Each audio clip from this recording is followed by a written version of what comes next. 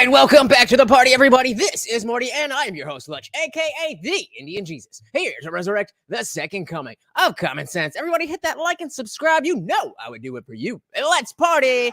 Big shout out to the replay gang. Thank you so much for coming back to watch this, even though you missed the live party, guys. That is the best part. So make sure you're here every Monday, Wednesday, Friday, 8 p.m. Eastern, and sometimes whenever I feel like it. Been going live almost every single day. So hit that subscribe, ring the bell, and you will never miss an Indian Jesus live party ever again. If you'd like to support the channel, head on over to theindianjesus.com for your very own official Indian Jesus merch. We do also have a completely free Discord server, guys. It is absolutely free to get in there. It's free to join. We got free chat, all that stuff. We're in there 24/7, having a good time, hanging out. Like I said, it is completely free to join. But if you become a member of this channel, just scroll right down below the video and hit that join button. You not only get members-only live streams here on YouTube, but that will also give you full access to the Discord, which includes different channels, including the voice channel, the after party channel, where as soon as we are done here on every Monday, Wednesday, Friday stream, we don't have to worry about the YouTube censors and any of that BS, and you are not stuck behind your keyboard. You're actually on screen with me and everybody else. It is a good old time. You should come and join us. Let's shout out our boy Quam Tech in the building. We got the Eerie Fairy Tales. Welcome, welcome, welcome. We got Zippy, the Assembly. What is good? Welcome to Cyrus the Elder and Tyler Wooden. Welcome, welcome, welcome. I'm still up in the air about Andrew Wilson. I think I need to see more of him, and so I saw some of this, as I like to do, watch through to just make sure we got something good to watch, without going through the whole thing, so we can watch it together. But I don't want to bring some BS. But this was an interesting one. And yes, the Eerie Fairy Tales is saying I watched this debate earlier. Seems like Tim likes to debate more than moderate the two guys who are supposed to be debating. That's usually how it ends up. It's usually one of the guests and Tim, and then the other guy just sits there.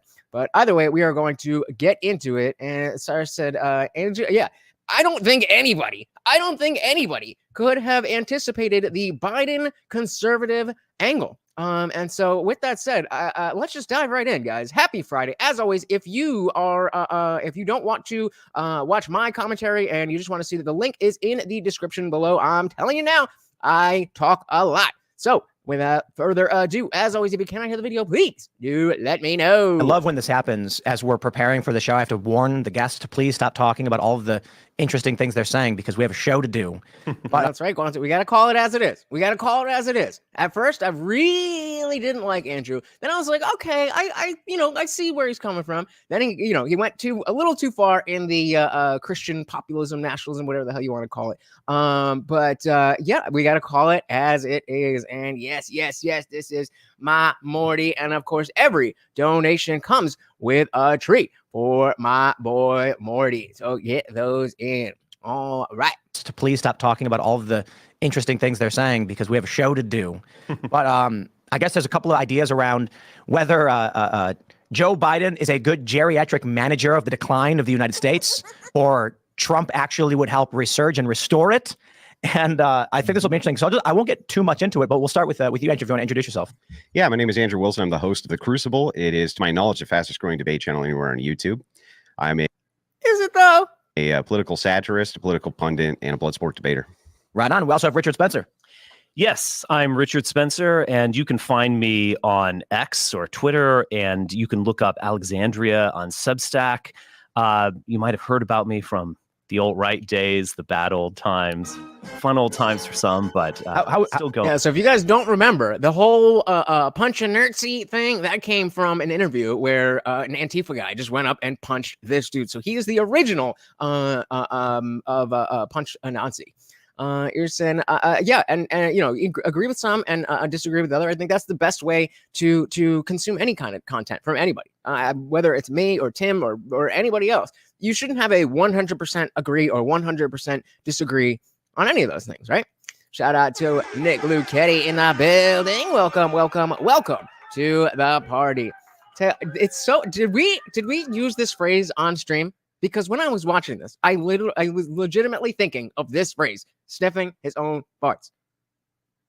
I can't remember if we talked about that last time. Either way, it's just so funny that you said that. All right, now I'm back in. How would you describe yourself? I mean, for a lot of people, it's been a while. You were in the spotlight quite a bit back in the early Trump era. Yes. Well, it was incredible. And I think there was also a sort of woke liberal webzine bubble that was obsessed with the alt-right and was expanding it beyond all proportion. But yeah, I would wake up and there would be 5 new articles on me. It was, it feeds the ego. It was incredible, it was, but also kind of terrible in some ways. I mean, you kind of, you lose yourself, and I'm glad about where I am now. How would you describe yourself then for people who don't know you?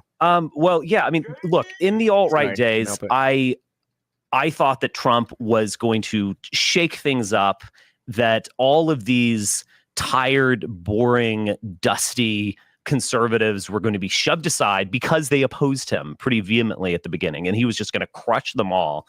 And yeah, I mean, I think that's what a lot of us were thinking. Let's shout out our boy Zippy DSM Lee over with the Rumble rant. And of course, that guy's Morty, a treat, starting out early, said for the Overlord. Thank you so much. And of course, that makes you the new sponsor of the stream. Thank you so much, sir. There was going to be a new blood entered into the system, and that we were going to start talking about things we weren't talking about. I had those dreams, and those dreams kind of crashed down to reality. And I recognized that where I was before that was where I was going to be later, which is being alternative, being independent, focusing on intellectual matters, etc. That's a better place for me. So we'll dive a lot more into both of your backgrounds as the conversation continues. But we have Phil. Yeah, that's a part that I didn't necessarily get to. I don't know if they are going to get to it, but like this idea of Richard Spencer being like, "Well, hey, Biden's not that bad," is just like, wait, what? You're like you? Okay, so I wonder if there's, and I mean, I haven't kept up with Richard Spencer. I have no idea what he's been doing, so I don't know if he's had a slow, shift, or if he's, coming out as like, I left the alt-right or something like that. I do not know what he is doing. So Cyrus said he had 20K so 6 months ago, has 100K as of yesterday. Fair enough. Shout out to the Crucible. Labonte hanging out. Hello, everybody. My name is Phil Labonte. I'm the lead singer of the heavy metal band All That Remains. I'm an anti-communist and a counter-revolutionary. Right on. So shall we get started with the first question, which I'm not sure I completely understood, is that you said Joe Biden may be a conservative, or you said he is a conservative? He's a conservative. There's no question. So in case anybody thought I was clickbaiting, mama, we're past 7 minutes, but MFR just said Joe Biden is a conservative, in case you didn't hear it. You said Joe Biden may be a conservative, or you said he is a conservative? He's a conservative. There's no question. So I love it. All right. Well, look, what is a conservative? A conservative conserves. That's in the very name.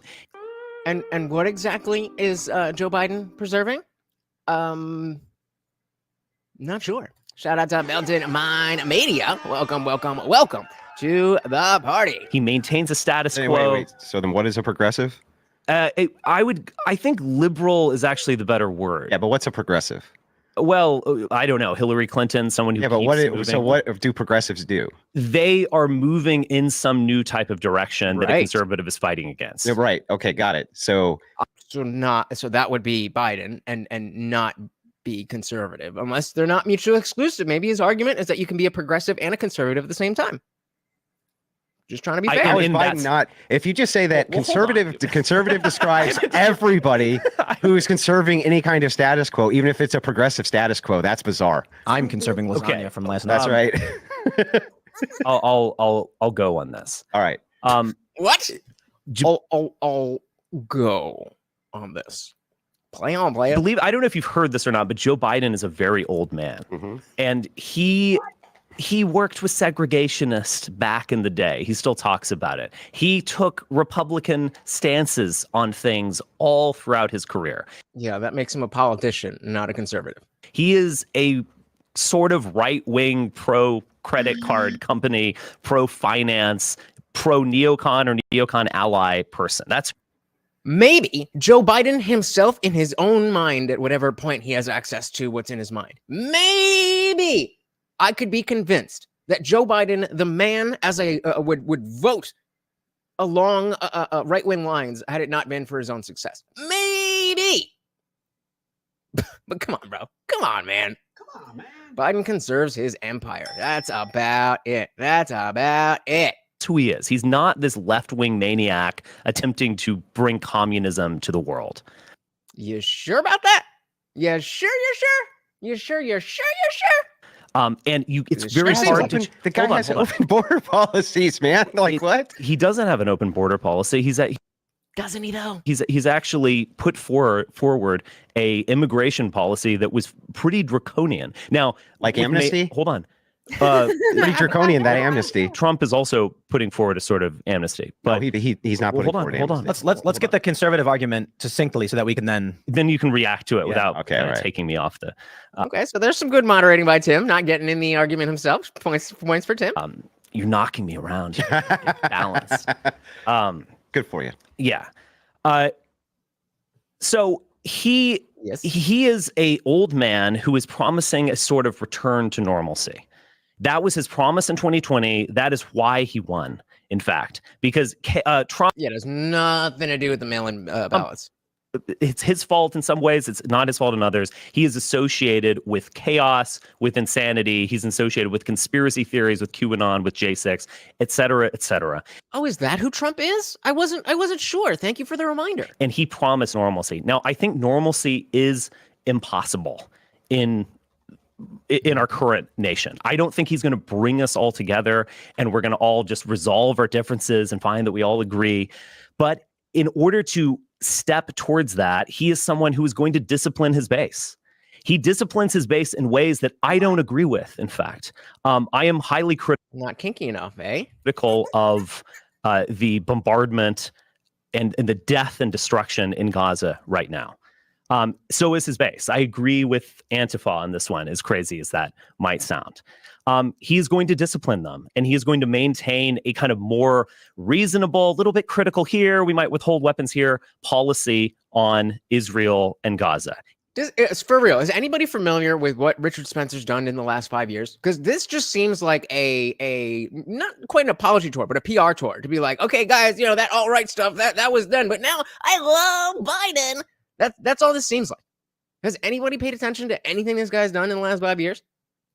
He's going to discipline his base. In terms of wokeness and all that kind of stuff, I know it's been very profitable for people to talk about wokeness all the time, but my sense is that it peaked and is on the decline. If we define wokeness as Okay, I'll agree there. It's definitely, I definitely think it's still an issue, but wokeness definitely has peaked, and I think we are past the point of, it's still up there, but we're past the crest, as they would say, and that's where we come into the meme right, the trans conservatism, whatever it is. When you get as obsessed about wokeness as the wokies got obsessed with, transphobia, homophobia, racism, all this stuff.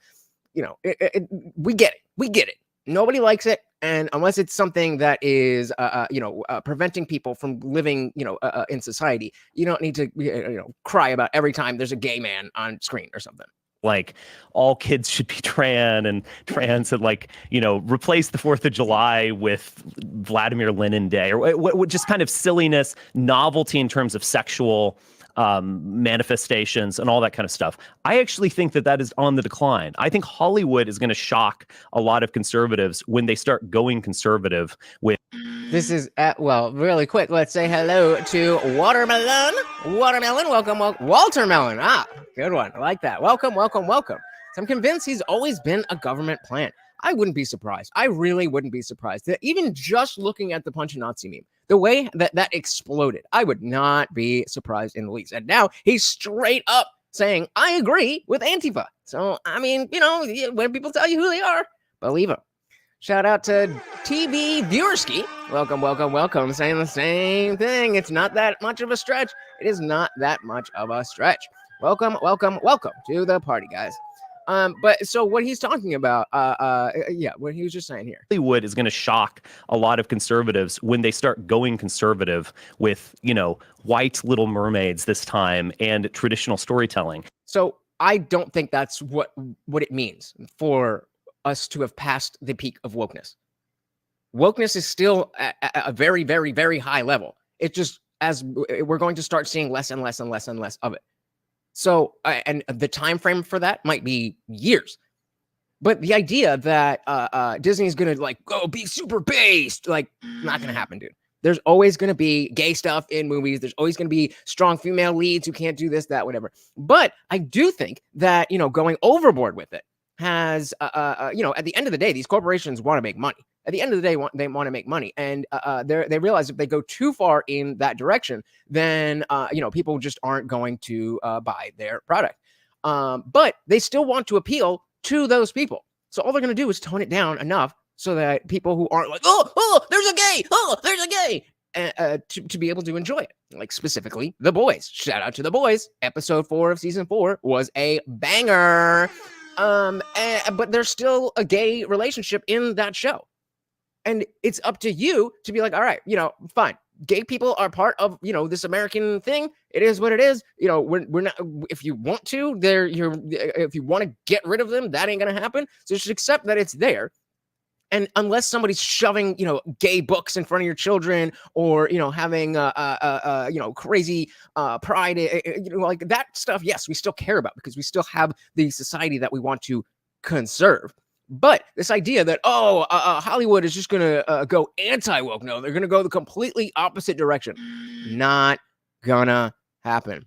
Hey, look at our boy, the Funk Master General, said the Overlord cares not about Richard Spencer, only about treats. Indeed, indeed. Let's get that out of the way and treat our boy.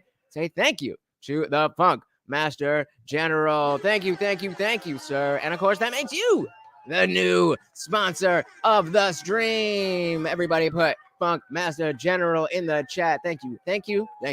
With, white Little Mermaids this time and traditional storytelling for the simple reason that they want to make money. This is hold on. Wokeness is declining. He is maintaining the system. In terms of Make America Great Again, all of that garbled talking points that Trump put forward, Biden has attempted to enact in a imperfect way. The CHIP Act, that was something that Trump actually talked about. That's something that Biden went through with. But let's infrastructure. Well, I'll finish up really quick. Infrastructure. He is again attempted to build back infrastructure. I could go on. Draconian immigration policy. He at least puts forward his part. He was in support of a draconian immigration initiative, and that makes him a conservative. What? He is a conservative in the sense that he looks back to the 60s, the 80s, whatever, as some kind of good time. Let's go back to it. Let's maintain it. Let's discipline the far left and move forward. Is he going to win with that? Is that possible? Those are interesting questions. No, those aren't that interesting, those questions. Let's start with all of the well, all right. Let's start with all of these kind of insane ideas. Start with insane idea number 1. Wokeness is dead. No, it's not dead. Well, he did say declining. Yeah. I don't even think it's declining. I'm more inclined to. Shout out to Cyrus. We got this is just a GIF, but if you haven't seen it, this is the original Pertinency meme. He was just doing an interview. This was 2017, December 2017, all the way back then. And now he's like, well, Biden's one of the good ones. I think. I don't even know if that's what he's trying to say. Like, what does that do for anybody to say that Biden is a conservative? Like, Biden is Biden, whether he's a conservative or a libertarian or he's Biden is Biden. I don't think anybody cares so much about the label. Oh, he's a progressive. Well, the mumbling and bumbling didn't bother me, but now that I know that he calls himself a progressive, no way. Oh, he calls himself a conservative. Okay, I can vote for that then. What? That's not how this works. Yeah, we got that, and a shout out to our boy Dietrich. Welcome. I don't appreciate having it flaunted in my face about race-bait made movies and my Disney sub for my kids sparkling in gay culture. I don't mind they exist, but even porn sites have preference filters. Agreed. And so the that's why it has to be a more nuanced thing. And it can't be just now that the normie position is going to be, maybe there's a little bit too much wokeness. Then you can't still have the same fervor as being counterculture, because now it takes time and it's slow, but it's shifting. And so there's going to be a period of time where it's like there's not one side that's up and one side that's down. There's going to be a lot of turbulence in the landscape. And so any opportunity that you give for the woke people to be like, see, they don't really care about anything. They just want to yell at whatever is woke. The same way that we're like, see, they don't care about anything. They just want to pick out where there's racism. You cannot, we cannot be what they are. We cannot become what they are. Anybody else can't hear the video? That might be you, buddy, but welcome to the party. Well, the video is not playing right now. Okay, well, I'm gonna play it again. You guys tell me if somebody let me know if you can't hear it or he did say declining. Yeah. I don't even think it's declining. Yeah. Okay. Yeah. More inclined to believe that it's that. Let's go right back to Declining. Idea number 1: wokeness is dead. No, it's not dead. Well, he did say declining. Yeah. I don't even think it's declining. Yeah, I half agree with Richard there that it is declining, but it ain't gonna be that great. And it ain't going to be that quick. More inclined to believe that it's actually seeing some pushback, but there's pushback, sure, Yep. but no, I'm sorry. Wokeness. Sorry to be the. Hang on, Richard, hang on. There's pushback from the I'm New York sorry Times. to be the bearer of bad news. I want to give, But Disney's not going to stop the wokeness, and Hollywood's not going to start making conservative movies. That's an insane take. I don't know where you came up with that. That's madness. Right. So I think what Phil said, that's the most on point. That now there's getting a lot more pushback, and of course it starts from the anti-woke side, from the conservative, this, that, whatever. But it's becoming more and more normal to be like, yo, why are we doing this? Why do we need drag queens in a library and all that stuff? Guys, if you do me a huge favor really quick and just hit that like button. It is so quick, so easy, and helps out so very, very much. Thank you. Dietrich said every earthquake has an aftershock. Indeed. TV said wokeness is well funded. Yes, and again, that's not changing anytime soon. But it's always been that it's targeted a very small but very loud group of people. So now that all the people who either didn't like it or genuinely just don't care, and it's just like, all right, regardless of what it was, it's just the same thing over and over and over and over and over. Those people who just don't care, they are going to start feeling more comfortable being like, okay, I mean, like, I'm not mad at it, but yeah, I don't really want to see that. Whereas before, you're supposed to be like, oh yeah, I love that for you. Oh my God, that's beautiful, slay queen. Like we're done with that. Shout out to Dylan Soup. Welcome to the party. Good to see ya. Yeah, Funkmaster said we were just talking about this the other night. The more we're pushing them into the we're pushing them into the shadows. But again, it has to be surgical. Because they, as Dietrich is saying, if this is the aftershock to the initial wokeness earthquake, then the pushback is also going to have its own aftershock. So careful. Conservative movies. That's an insane take. I don't know where you came up with that. That's madness. Moving over to the Trump-Biden administration itself, Biden's in no way a conservative. I don't know where you got that idea. He's conserving the status quo. That's meaningless. That's not what conservatism is. Conservatism is the conservation of Christian ethics and Christian values in the United States. I mean, he's obviously going to smuggle the Christian part in there, but the Enlightenment values, we can stick on that. Fair enough. Oh my goodness! Shout out to the Funk Master General hitting us up with the 5 gifted memberships. Of course, let's get the Overlord his treaty. He says, thank you so very much. Shout out to Dietrich, Kevin, David, Bethan, and Kelly Green. Welcome, and you guys are now members, so make sure you join the Discord server if you have not already, because you now get full access, including the after party. As soon as we're done here, we are heading right over there. Thank you again so much, the Funk Master General. Is the conservation of Christian ethics and Christian values in the United States. That's conservatism. Okay, Biden's not doing that.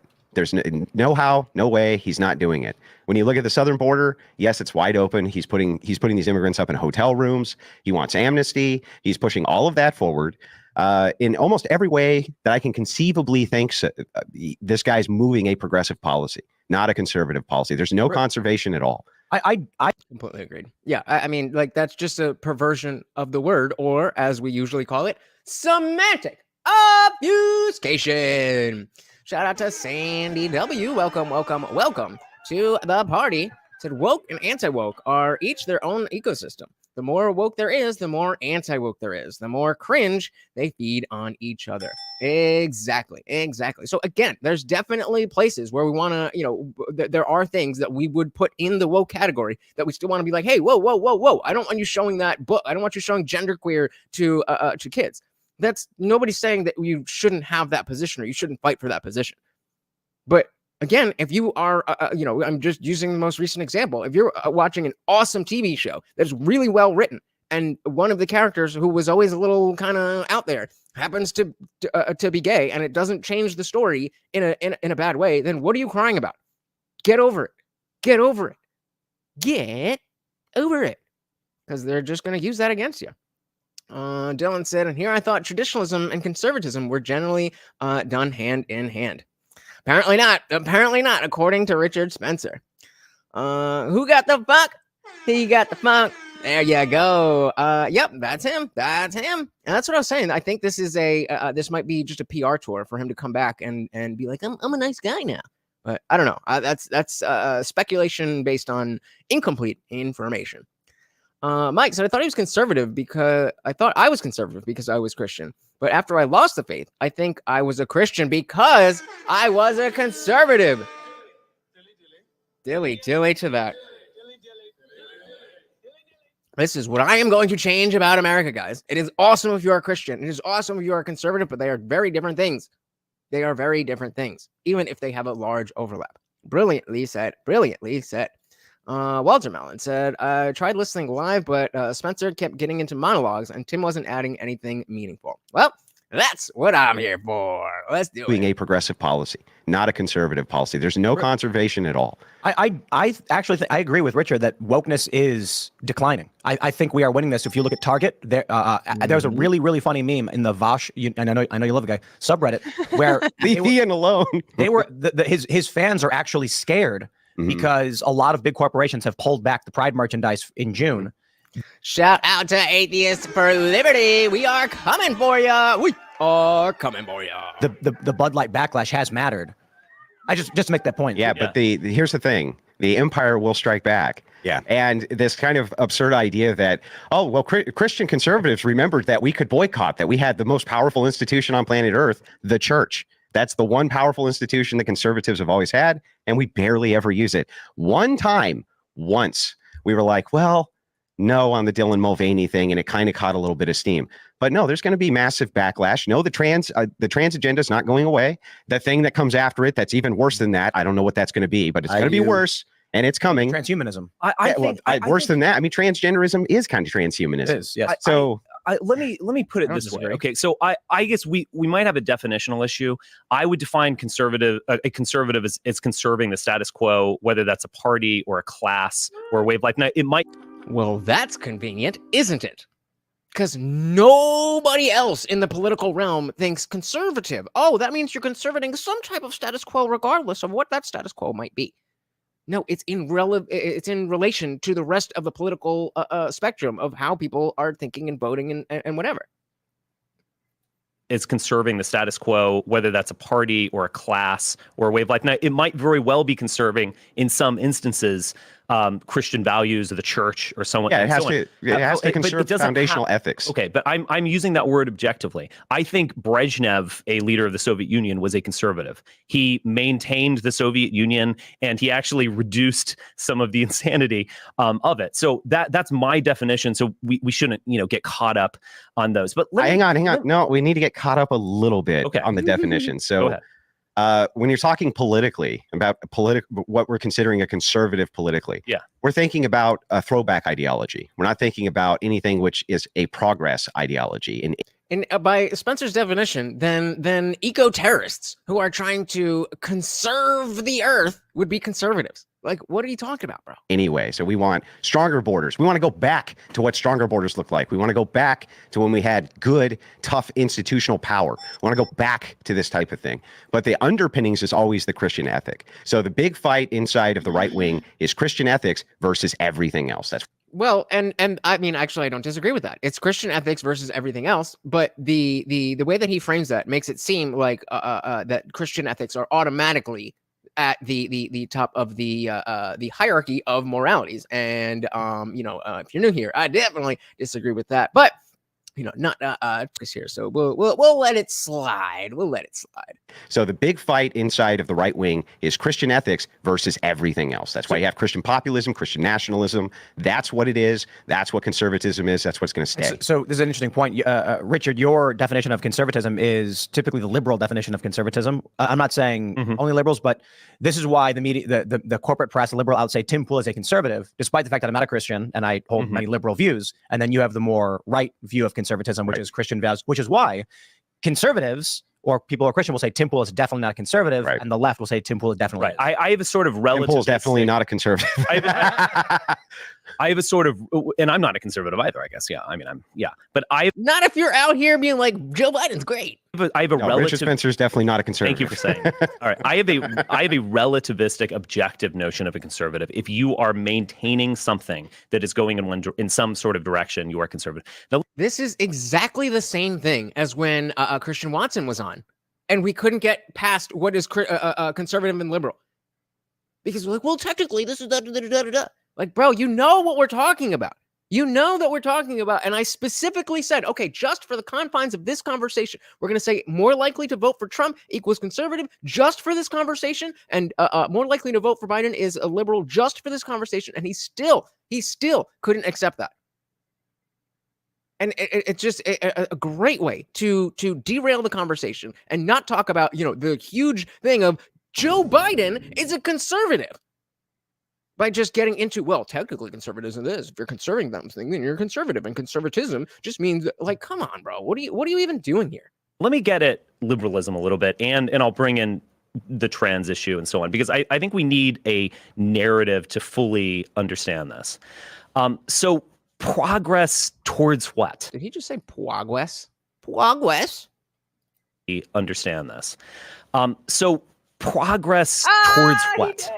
Right, that's the issue. I'm a progressive. Well, what does that mean exactly? I think it does mean something. I think liberalism is, if you go back to the word itself, it is liber. Liberalism is bruh.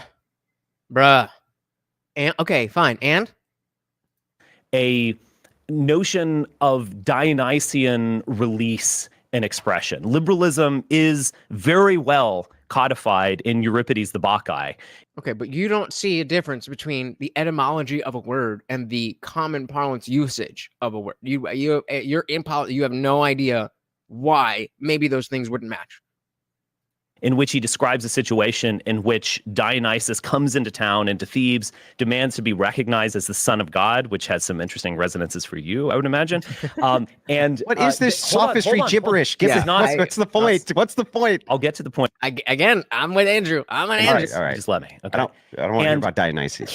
Dionysus comes into town and he brings about a massive orgy that will ultimately lead to the beheading and death of the Pentheus, who's actually leading Thebes. So liberalism, you might agree with me here. Liberalism, it isn't like rational or about policy. It's fundamentally about release. Even democracy itself is a kind of orgy, you could say, in the sense that it is about all people participating, taking part, the majority winning. That's what liberalism is. This is another thing I think that a lot of people do mistakenly, is that they have a very deep understanding of something, and then they come into a conversation with people who are not familiar with their perspective, and they try to work backwards.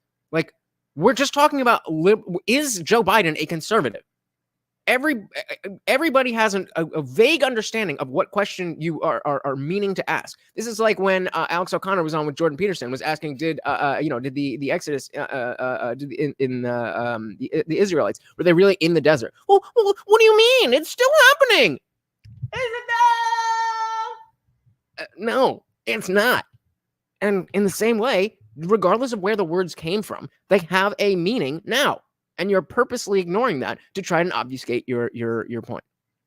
People participating, taking part, the majority Yeah, winning. but when we're That's what talking- liberalism is. When we're talking about these Okay. words, though, you and I can agree that when you're discussing a word, how it's used in the commons versus what its kind of academic or underpinning meanings aren't really that relevant. So Like we're talking Jesus, about in the I reframe things and so create a when new we're word. so when we're talking about this in the commons, nobody's talking about Dionysus and orgies. Well, I Hold thought on. only the leftists thought about meanings all day long and never talked about anything with substance. I mean, are we leftists here? I mean, Well, I'm going to jump right in the middle. Well, I don't know. Whatever Richard, identifies as, if you will. Dietrich says liberalism is too much of an orgy in the dark. So much that when you turn the lights on, it's shocking how many wrong holes are filled, and you're supposed to accept it. Ooh, take that as you may. Unfortunately, well said. Unfortunately, very well said. Guys, again, if I could just ask you really quick to just hit that like button, it helps out so much. Thank you. Mike said they need to stop playing games. If I was talking to a hardcore conservative, I'd be a liberal. If I was talking to a hardcore liberal, I'd be conservative. See how hard that was? It was so difficult that it took 2 lines of text.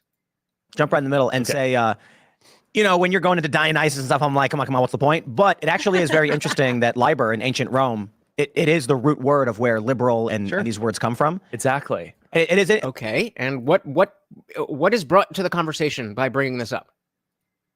That is interesting. Drunkenness, freedom, liberation. So this is the thing. So that's what liberalism is always about. It's always about releasing It's the about individual degeneracy. to take part in Yeah, it's about collective orgy. degeneracy. You could say that, Yeah. yes, and I agree. And it is coming from the wine god as well. But this is the thing. Liberalism had a narrative, a meta-narrative for much of the 20th century. While I was flying down here, I actually watched, I don't even know why, but I watched 42, which is a movie about Jackie Robinson, right? And it was... Why do you have to preface that with, I don't even know why? Like, because it was a movie? I assume you're talking about On the Flight. What a weird caveat. Which is a movie about Jackie Robinson, right? And it was unbelievably sentimental, over the top, too much. It was a terrible movie, if kind of well shot. That Jackie Robinson notion of a poor guy who tries hard, who's tough but moral, and he finally gets a chance to be part of white society, and everyone rejects him, and then they accept him, and we're all good, and the white guy can, embrace the black guy in the ball field, and we're all Americans now. See, I could make an awesome joke about the boys if you guys would just watch it. And the white guy can, embrace the black guy in the ball field, and Shout we're out all to Will Americans Ferrell, now, kind of thing. For those of you who know. That is a master narrative for liberalism. That justifies them morally, because liberals are kind of moralistic. They want to feel like they're on the right side of history. True. And that is played out over and over, certainly with blacks. There's a bit of a different narrative in terms of the Holocaust and the Jewish experience, et cetera. Definitely played out with gays. They were oppressed. They were getting their ass kicked by the police. Now they're here, and now they're Americans, and now they're getting married. So they're bourgeois Americans, no less. And it played out again with transgender. What I am saying is, I think Phil was saying, like, what's after transgenderism or whatever. No. He was asking. Okay. Well, someone said that. I'm not sure there is anything after transgenderism. Well, hold on. I'm not sure there is anything after, because you are scraping the bottom of the barrel with like 0.5% of the society who wants to dress up and so on. I need to. Well, how do you guys feel about that one? Is trans ideology? Let's leave some wiggle room and say near the end of the line. Essentially what he's saying is that there's nothing, well, what's after, how are they going to get more woke than that? And they can't get any more woke because that's the as I'm putting it, the end of the line. Do you agree or disagree? Like 0.5% of the society who wants to dress up and so on. It's less than that. And I describe it as they're scraping it so hard, wood chips are coming up. Absolutely. And so this meta narrative of Americanism and inclusion, et cetera, is reaching its limit. No one can plausibly say that like, oh, blacks are like really oppressed in this country when they benefit from affirmative action, when they benefit from like moralization in Hollywood, etc. Well, I don't want to get too far off the Biden is a conservative. So Trump. Biden, I said shit. Me neither. Biden's an expression of this because he's like 100, or he's 80, in fact. But he is. So is Trump. What is your point? What are you saying? What are you saying? Ooh, good one from Walter. Said hedonism has no floor, and I am inclined to agree. I'm inclined to agree, though I do think that in terms of how things are going to play out, is it going to get worse than trans? I mean, again, I think there's ways for it to definitely get worse. Will it? I don't know, but I definitely agree with Walter that hedonism has no floor, and that is scary. Mike said Bill Maher's a liberal, but is now considered conservative. Yeah. As long as you say one thing outside of the accepted ideology of the outside the accepted narrative, then you're conservative. Of this because he's like 100, or he's 80, in fact. But he's like 20th century liberalism has reached its endpoint, and you have this like doddering old man kind of like in a wheelchair trying to keep it going. That's where we are. So. But to me, that speaks to how powerful the deep state is and the messaging that from all this wokeness has been. That's the figurehead. And that we had a Trump presidency, and it's still, we still, during his presidency, wokeness either didn't peak or completely fall off. I think that speaks to the power of the ideology itself. Whether you like it or not, you have to give it credit for sticking on really quickly and really, really deep into people's psyches. That's like the biggest word salad bunch of gibberish garbage. Dude. Okay, so to keep it concise, right, without going off on Dionysus and all of this other garbage, what actually, just very concisely makes Biden a conservative? Concisely. Great. I like how he can bring it back to what are you fucking saying to me right now? And Cyrus, I agree with you. The PDF files are next, and they're already here. They're already here. The maps. NAMBLA didn't work out, so they had to go round 2, and it didn't even take them all 3 tries. Dietrich says, just hear me out. Let's take all of our genders and confuse the conservatives and Christians by hiding them in 2 categories. Base it on some stupid, indisputable qualities like an organ system. I don't know if that would work, because you would need some way of having that separation. And there might be people that, like, most people would fall on this side or this side, but there'd be people in the middle. So it's almost like that's already the way it is. What actually, just very concisely, makes Biden a conservative? Concisely. He is taking on a Cold War posture vis-a-vis Russia. Mm-hmm. He wants to build microchips in the United States with the CHIP Act. Mm-hmm. He's a bit incoherent, but he kind of gestures towards we've got a problem at the border that we've got to solve. Yeah, only because he's caused that problem so much that he can't now pretend that the problem doesn't exist, as they all did for the last year. I should have shaved. There's a little piece on my lip here. I should have shaved. Oh well, ignore it. Gomtag said, if it's a trans as in male to female or vice versa, yeah, it's the end. If you include the furries and the others, then people will identify as sexualized blobs just to feel special. To infinity and beyond. Yep. Scary stuff. And that's why, while, we are talking about, being part of the meme right and just getting outraged because you saw gay, there's still a fight to be had. There absolutely still is a fight to be had. But you can't get lost in the sauce. You can't get lost in the sauce. Focus on the goal of preserving a society with liberty, but as Ron Paul would say, not to make things illegal, but unthinkable. Well said, sir. But he kind of gestures towards we've got a problem at the border that we've got to solve. We need to build back infrastructure, and we're all Americans, hot dogs and baseball and parades. The simple one sentence is he is trying to maintain some kind of status quo. Correct. Okay. And I just don't believe that at all. I think he's very, very actively trying to push, these globalist agendas. I mean, even shout out to Mr. E. Welcome to the party. I don't even know if it is, dude. I don't know if it is. There's no preservation of anything except the as I always talk about that Biden the Biden presidency is careening us off a cliff. I don't see any status quo at all. I see a constant push to move things forward. And as who brought it up? As Cyrus said, they're moving, and it may not. Again, at the very, very beginning, Spencer said that Biden himself, maybe Joe Biden in his heart of hearts, knows that the only way he could have been president was to be on to be successful was to be on the liberal side. Maybe. But you're not going to tell me that as a political figure, he is conservative. Not happening. Not happening. Welcome to the party. The simple one sentence is he is trying to maintain some kind of status quo. Correct. Okay, got it. So and Trump is threatening it. Yeah, I mean, but that's good. How is Trump threatening the status quo? He's threatening the progressive status quo. So Trump, this is why this is such a dumb way about framing conserving a status quo, that the status quo is continuing to move. So, like, yes, if you want to say conserving the status quo of moving things in such a way that it's going to destroy America.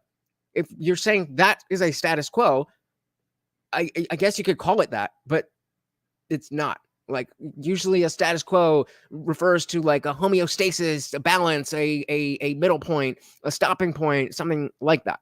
Not just in general, the way things are, because the way things are not how things have always been. If that was the case, then we'd be on the same page. But because everything has changed so quickly, if you're trying to conserve that change, then you can't. That seems conflicted. Mr. E. So the best part about conscious self-identification is that you have already experienced branding. You have a gender, a race, and a name, all of which you had nothing to do with defining. Very, very true. Yep, very true. Revolution is never ending. Indeed, indeed. The status quo. He's threatening the progressive status quo. So Trump, one of the big things with him is he's a hand grenade. Yeah. His job was to be thrown in, shake things up, expose the swamp, do those types of things. Nobody had expectations that Trump was going to be a great reformer. That wasn't his job. His job was revenge. He was revenge of the American public.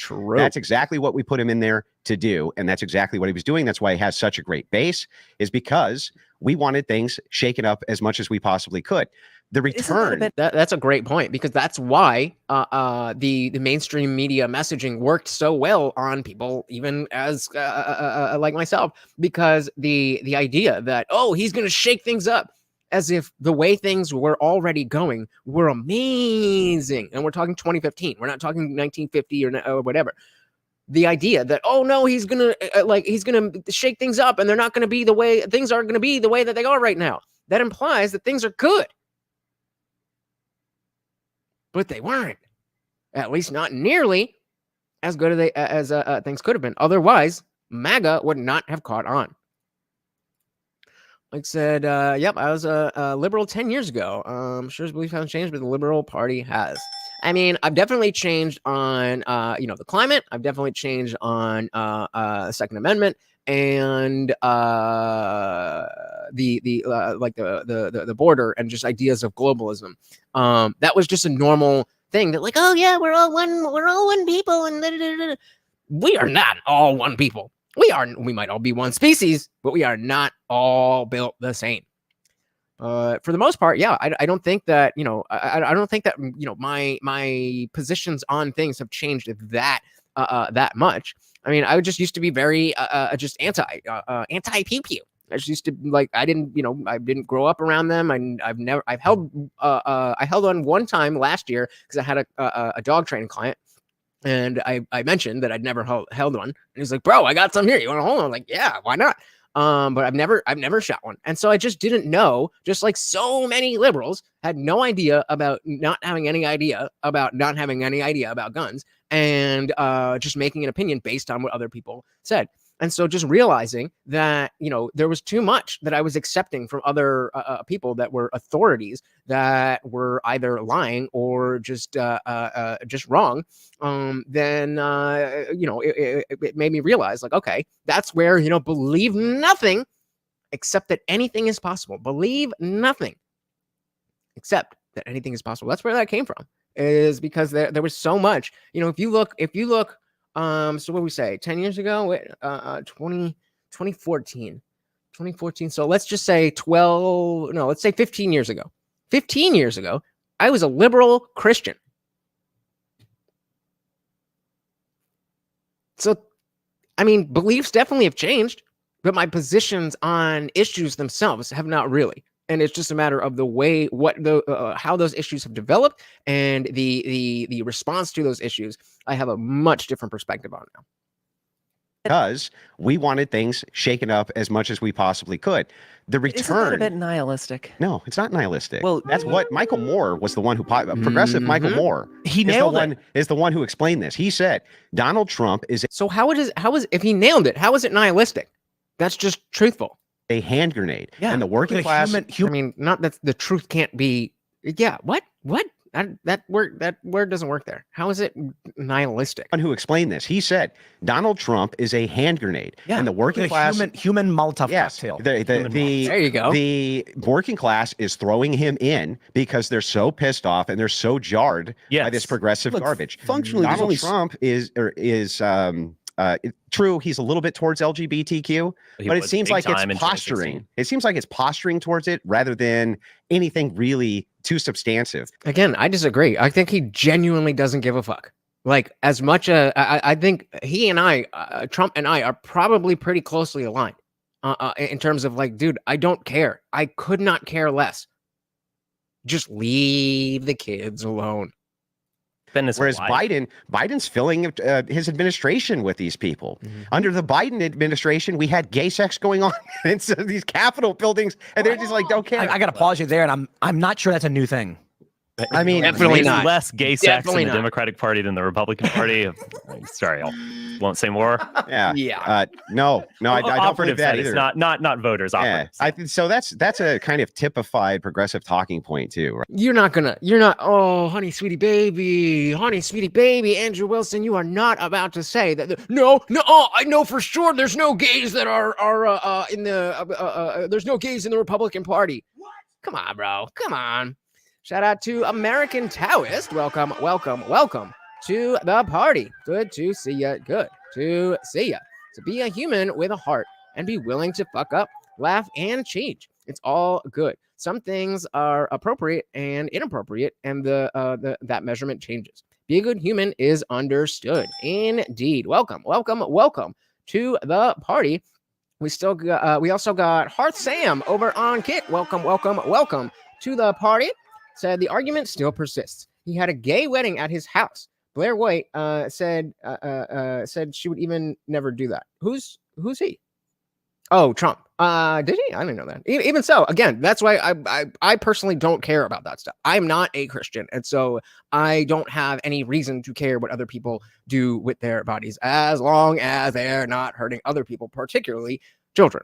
So again, I don't think, like, yes, if you're coming from the Christian side, that might be a knock on Trump. But as I was saying earlier, this is part of society now. This trans stuff is part of society now. It'll fade as the trend fades, but it's not going away. You just have to realize that's just a part of it now. The same way that, gay people are a part of it. Women in politics is a part of it. It's all part of it now.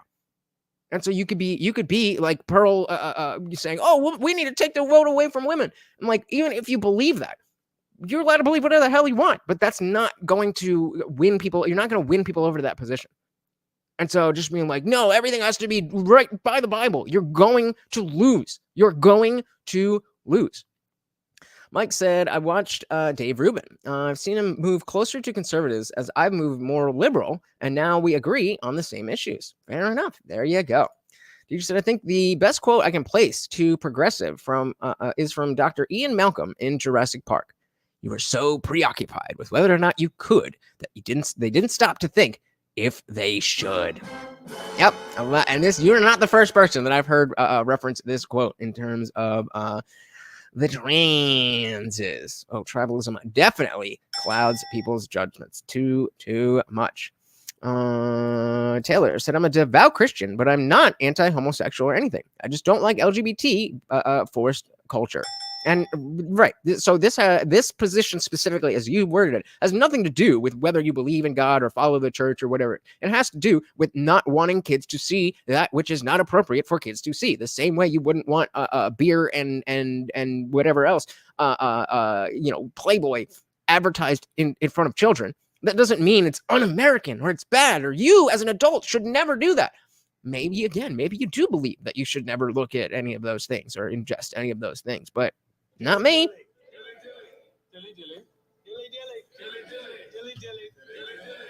But if I see you buying, even teenagers, if I see you buying alcohol for teenagers, I'm gonna be like, number one, that's sketch. We were all there. We've all been teenagers trying to get alcohol. But like, why do you got to be the one to do it?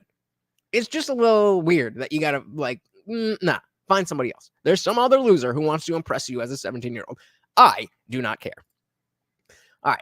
Not voters. Yeah, so that's a kind of typified progressive talking point too, right? That so many of the Republicans are just actual undercover gays. It's like, no, I don't think so. And on top of that, not the voters, but absolutely the staffers. But not even the staff. How would you possibly know that, dude? How would you possibly know that?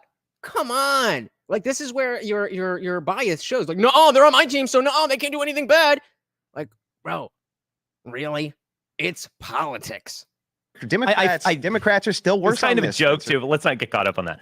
I think it was about a year ago during our last Gay Pride, month-long celebration, when he invited some transgendered women to the White House lawn, and they were, partying around. Right. But this is my point. This is an encapsulation of my point.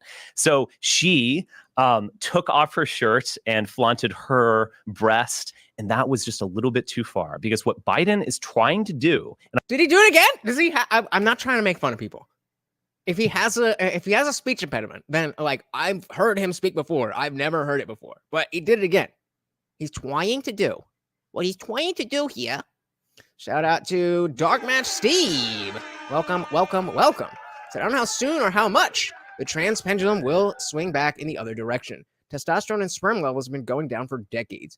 More exogenous estrogens in food than ever.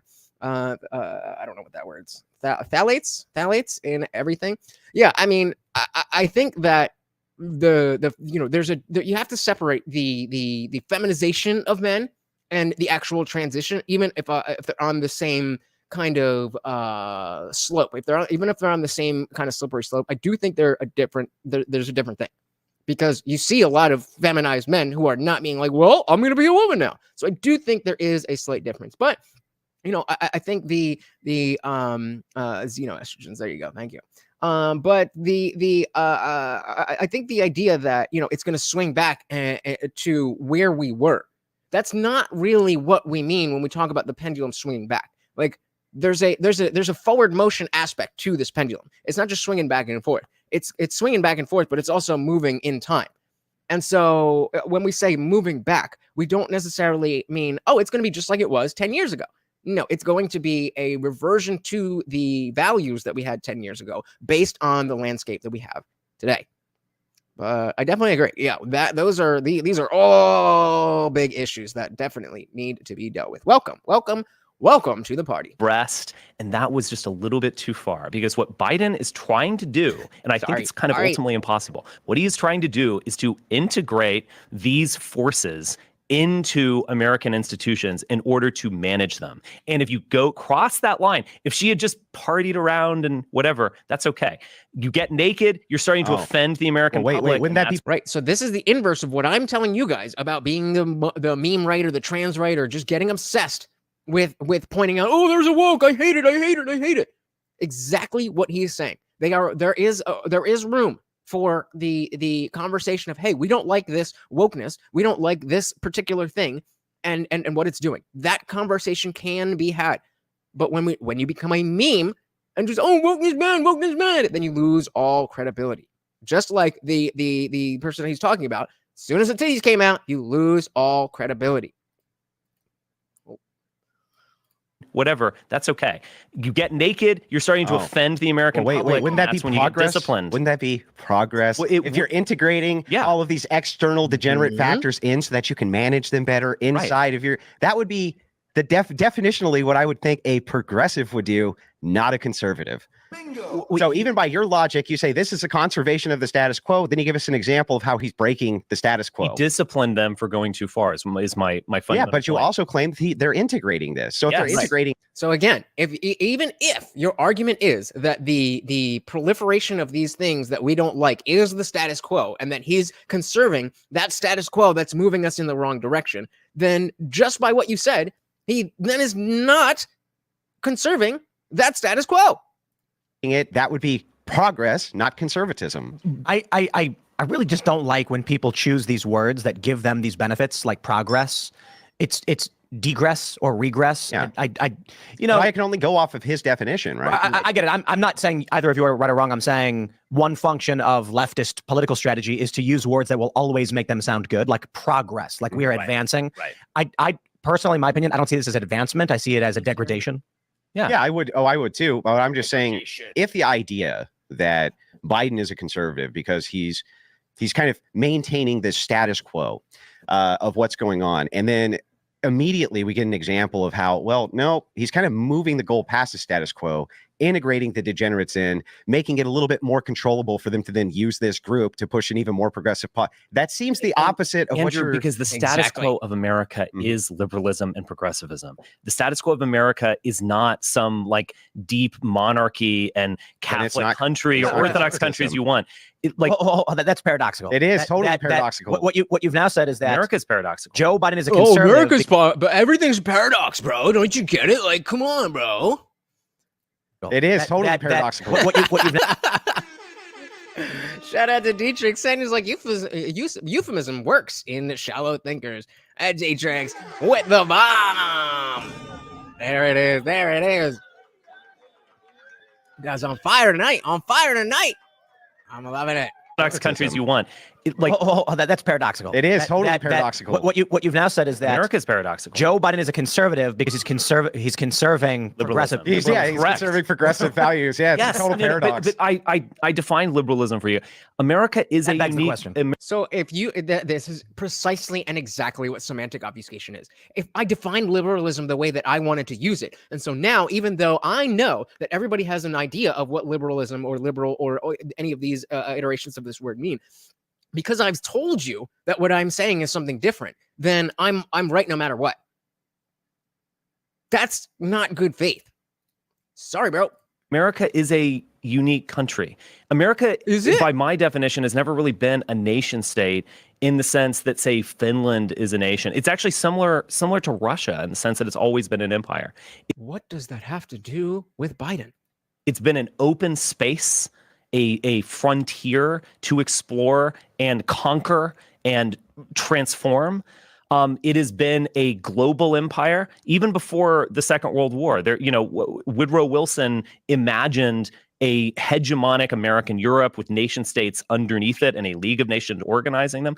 It has been that. It has never been a nation state in the way that even Germany right now is a nation state. It's a paradoxical place. We don't have this like past of a monarchy or the Catholic Church or something like that to react to. It is fundamentally different and fundamentally paradoxical. Fine, but if you're going to say that, then if you're going to use these words like that, then saying that Biden is a conservative doesn't mean anything because we already know that he's doing all of these things.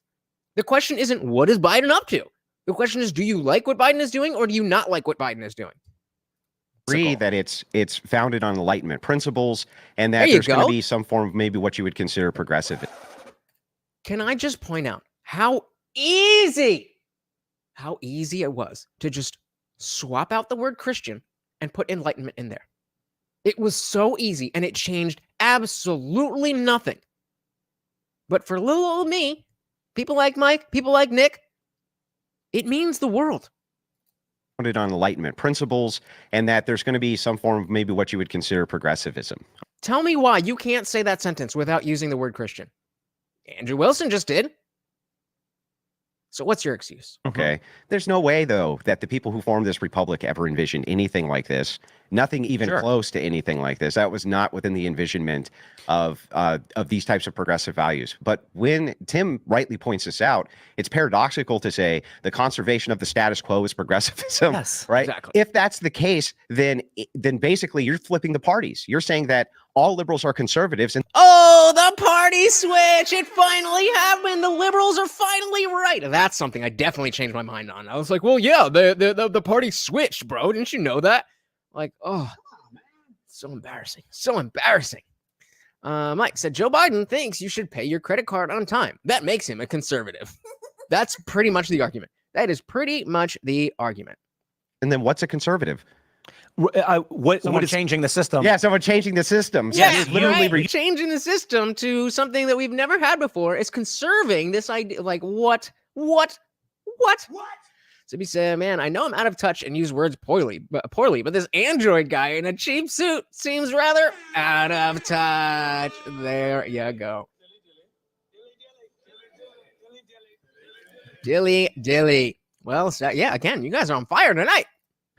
What is changing the system? Yeah, someone changing the system. So Yes, you're literally reversing it. I do think if we want to move to this topic, Republicans were not always like this. My growing up in the 80s and 90s in Dallas, Texas, Okay, I thought he was actually going to talk about the party switch. Republicans wore khaki pants, blue blazers.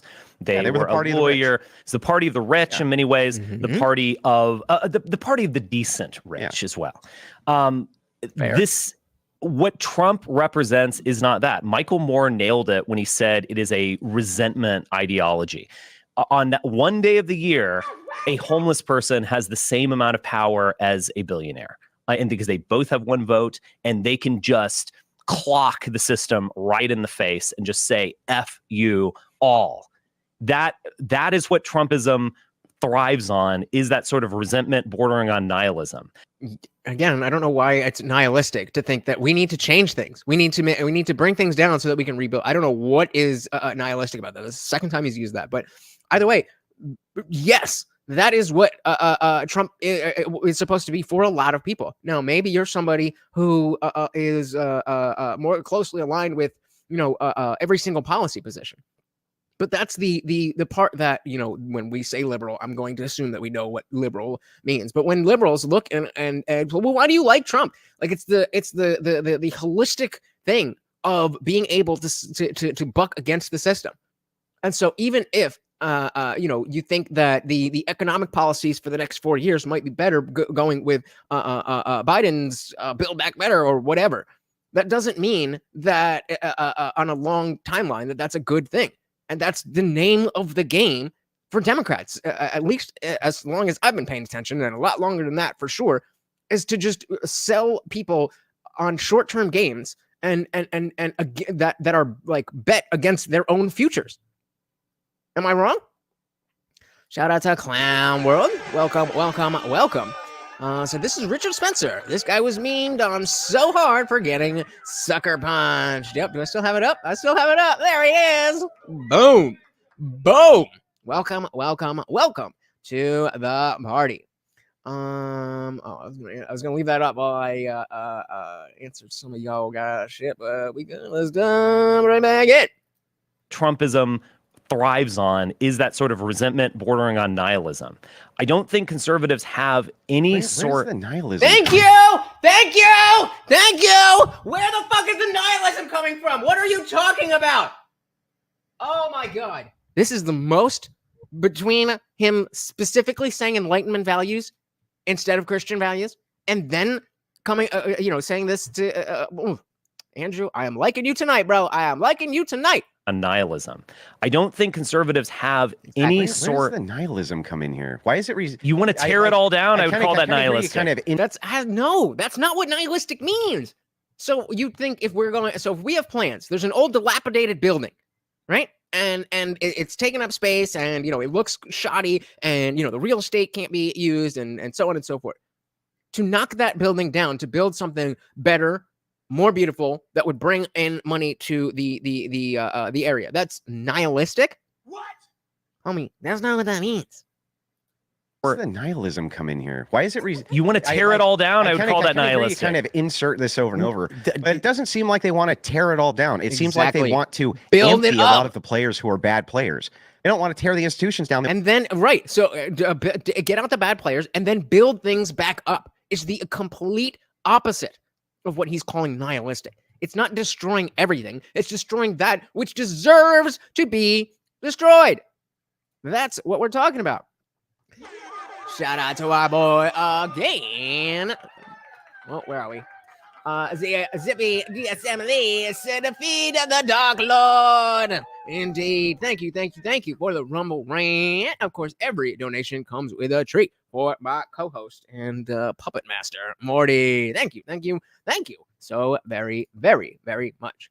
American Talent said Trump is the system. Look up Ari Emanuel, same patrons as Biden and Kennedy. I mean, okay, sure. Like, he's not completely the anti-politician, but from the choices, he is clearly not the system. That's ridiculous. Come on, man. Like, I get what you're saying, that he's not some super outsider. He's been the rich, the elite class. I get all that, but that's again in the same way that I'm saying, okay, maybe Joe Biden, the person, is a more conservative person, but as a political figure, he is as much of the system as he is a Christian with his Corinthians 2. So I'm going to disagree with that one. Teacher said, hey, mommy, I used a big word tonight 3 times on the podcast. No, I don't know what it means, but it looks so cool. Pretty much. He said, nihilism is either harsh reality or nothingness. What is he smoking to call this nihilism? Just desire for attention, the greatest drug that there ever was, right? Clown World said, the show gets better once Richard shuts up for 45 minutes and lets the adult talk. Word up. So, all right, let's get back into it. Yeah, I don't know, man. I don't know what he's trying to do here. I don't know what he's trying to do. But let's see. Clown World, how far into this is this? Could we, because if they were definitely not going to get through the whole thing. So if there's some BS that we could skip, this is about as far as I got in. I was like, okay, we got something. But I like to watch it as fresh as I can with you guys. But yeah, if you got a general timestamp, we could skip all the bullshit. You kind of insert this over and over, but it doesn't seem like they want to tear it all down. It seems like they want to empty a lot of the players who are bad players. They don't want to tear the institutions down. They want to take them back. They don't want this kind of idea that Trumpism is based around burn it down and we'll start over again. It doesn't feel a lot of Trumpism, to be honest. It seems to be mostly based around they want to get rid of bad actors. They want to get rid of bad actors. Mm-hmm. That's what Drain the Swamp was all about. I agree, Andrew. And so again, I'll just take this opportunity. Why does your religion have to come into that? When, as you just said, as long as we're all following Enlightenment values, then we're on the same team, right? Just saying. I want to add, I think a lot of what Richard is saying about the United States had never been like a Finland is a very, very good point. This is true. The states themselves were unto themselves as effectively sovereign states. Yeah. Civil War changed everything. And I'm trying to... Yeah, we're not dumb enough to fall for that over here, but nice try. Nice try, Richie. So he said, Spencer reminds me of an academic type who half-asses research and steals others' notes. And his nose smells from being brown. I would not be surprised. Pinpoint a time... effectively sovereign states. Yeah. Civil War changed everything. And I'm trying to pinpoint a time in the United States where there wasn't a rapid shift and change. And honestly, we have these periods. We have the Revolutionary period, which is again, there's no nation state. We're just beholden to the crown. We break free from it over this 20-year period. We then get 80 or so years of expansion into the West, new states forming new territories, which leads to the Civil War. And this transforms this weak republic, like a weak federal union of sovereign states, into a solid nation for the first time. The famous saying being, pre-Civil War, it was the United States are, and post-Civil War, the United States is. Right. Then you get about... I love that. Before, it was the United States are, Now it's the United States is. And there's little beauty in the little things there. What I don't see as beauty is that that poll 50-50 down the line. And I gave you the wiggle room of is trans ideology near the end of the line. And even still, we are split 50-50. Scary. I mean, I guess that doesn't get us anywhere, does it? War, it was the United States are, and post-Civil War, the United States is. Right. Then you get about 60 or so years until you get this militaristic expansionism internationally with, you get the Federal Reserve and central banking, a dramatic change. And so I think it's a good point. I'm not saying, I actually still, my view would be that Trump is a stabilizing force for America in this decline, in a way that restores our vision of what things need to be, how they were better before. But I do think it's interesting, the point you're making, that Biden is an agent of the United States is a strung together hodgepodge that must be strung together at all costs. Right. Not that I agree with his definitions. Yeah. Okay, so American Tao is saying they're all fakers. Again, I very much agree with this and say that whenever we have the conversation about politics, that we need to understand that they are all fakers and liars, and that's the backdrop. So, okay, if we can't accept the lesser of evils anymore, then what is it that we do? What is it that we do? Because I very much agree that we can't accept the lesser of evils. I don't believe that Trump isn't evil. I don't think that. I think there's a difference between an evil and imperfection. Now, in the last two elections, I was very much, thinking that Trump was the lesser of two evils. I didn't realize how bad a Biden presidency would be, and that again, it's all relative. So I think that again, I don't think Trump is going to do a lot. It's just going to be a period of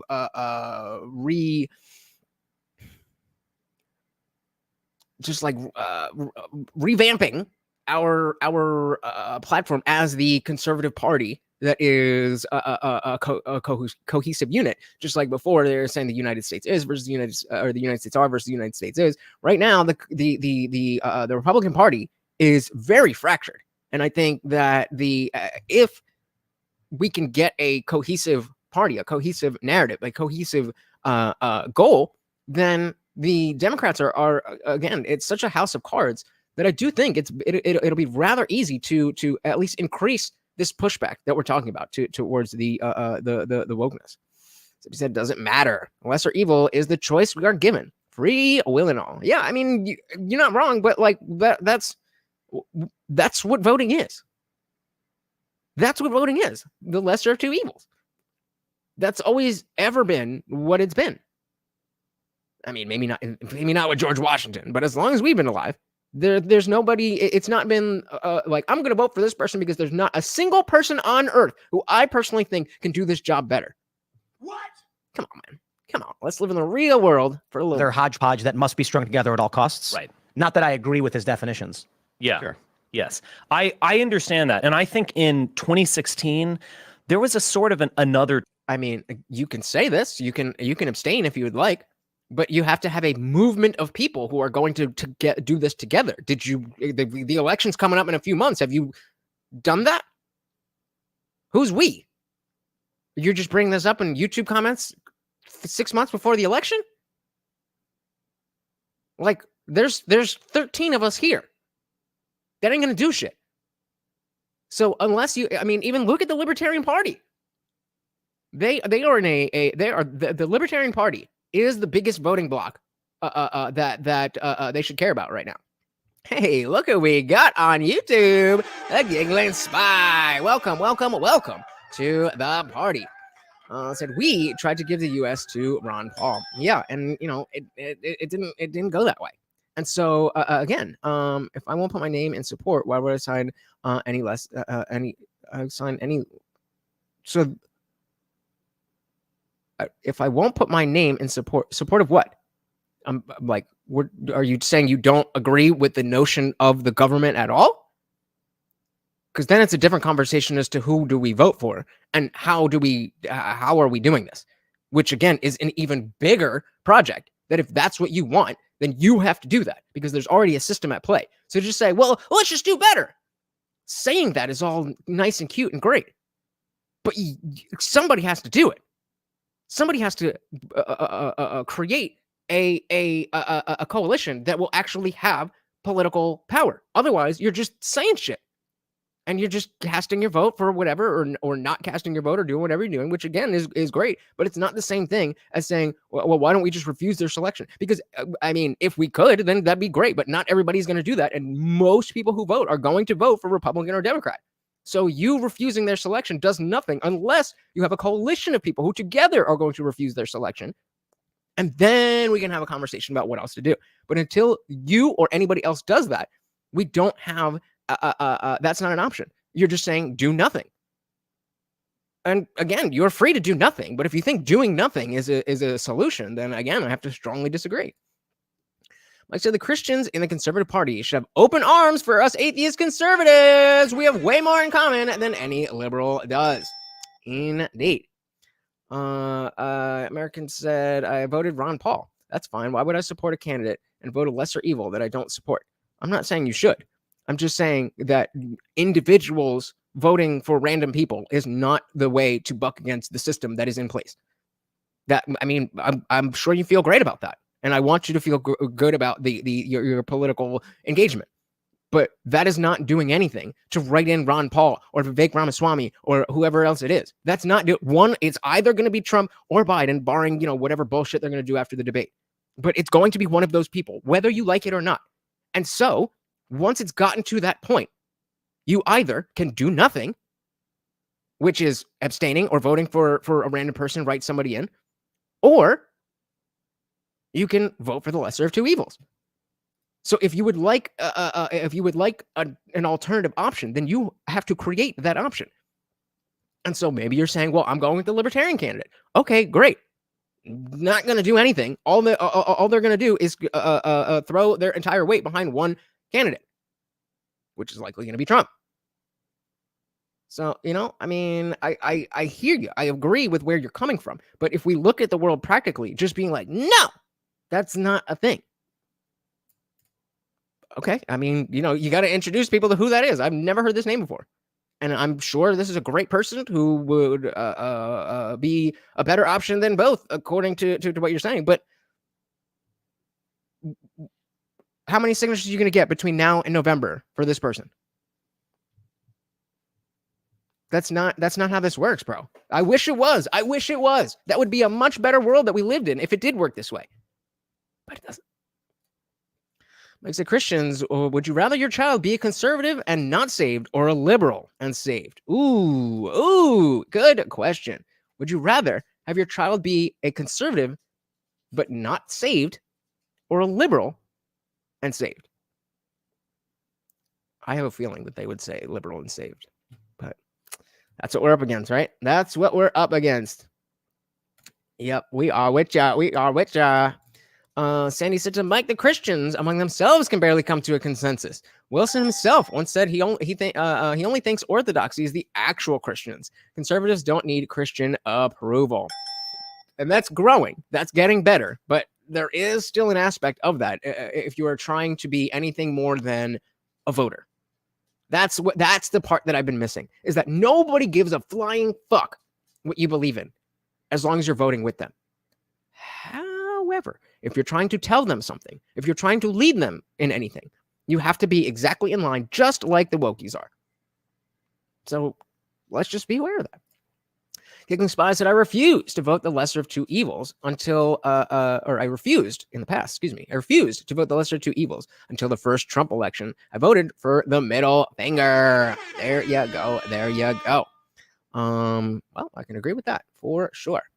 We don't know what we don't know until we know. I understand that. And I think in 2016, there was a sort of another Trump. I mean, you mentioned yourself, he did all Bernie! the LGBTQ stuff. Yeah, and, Bernie!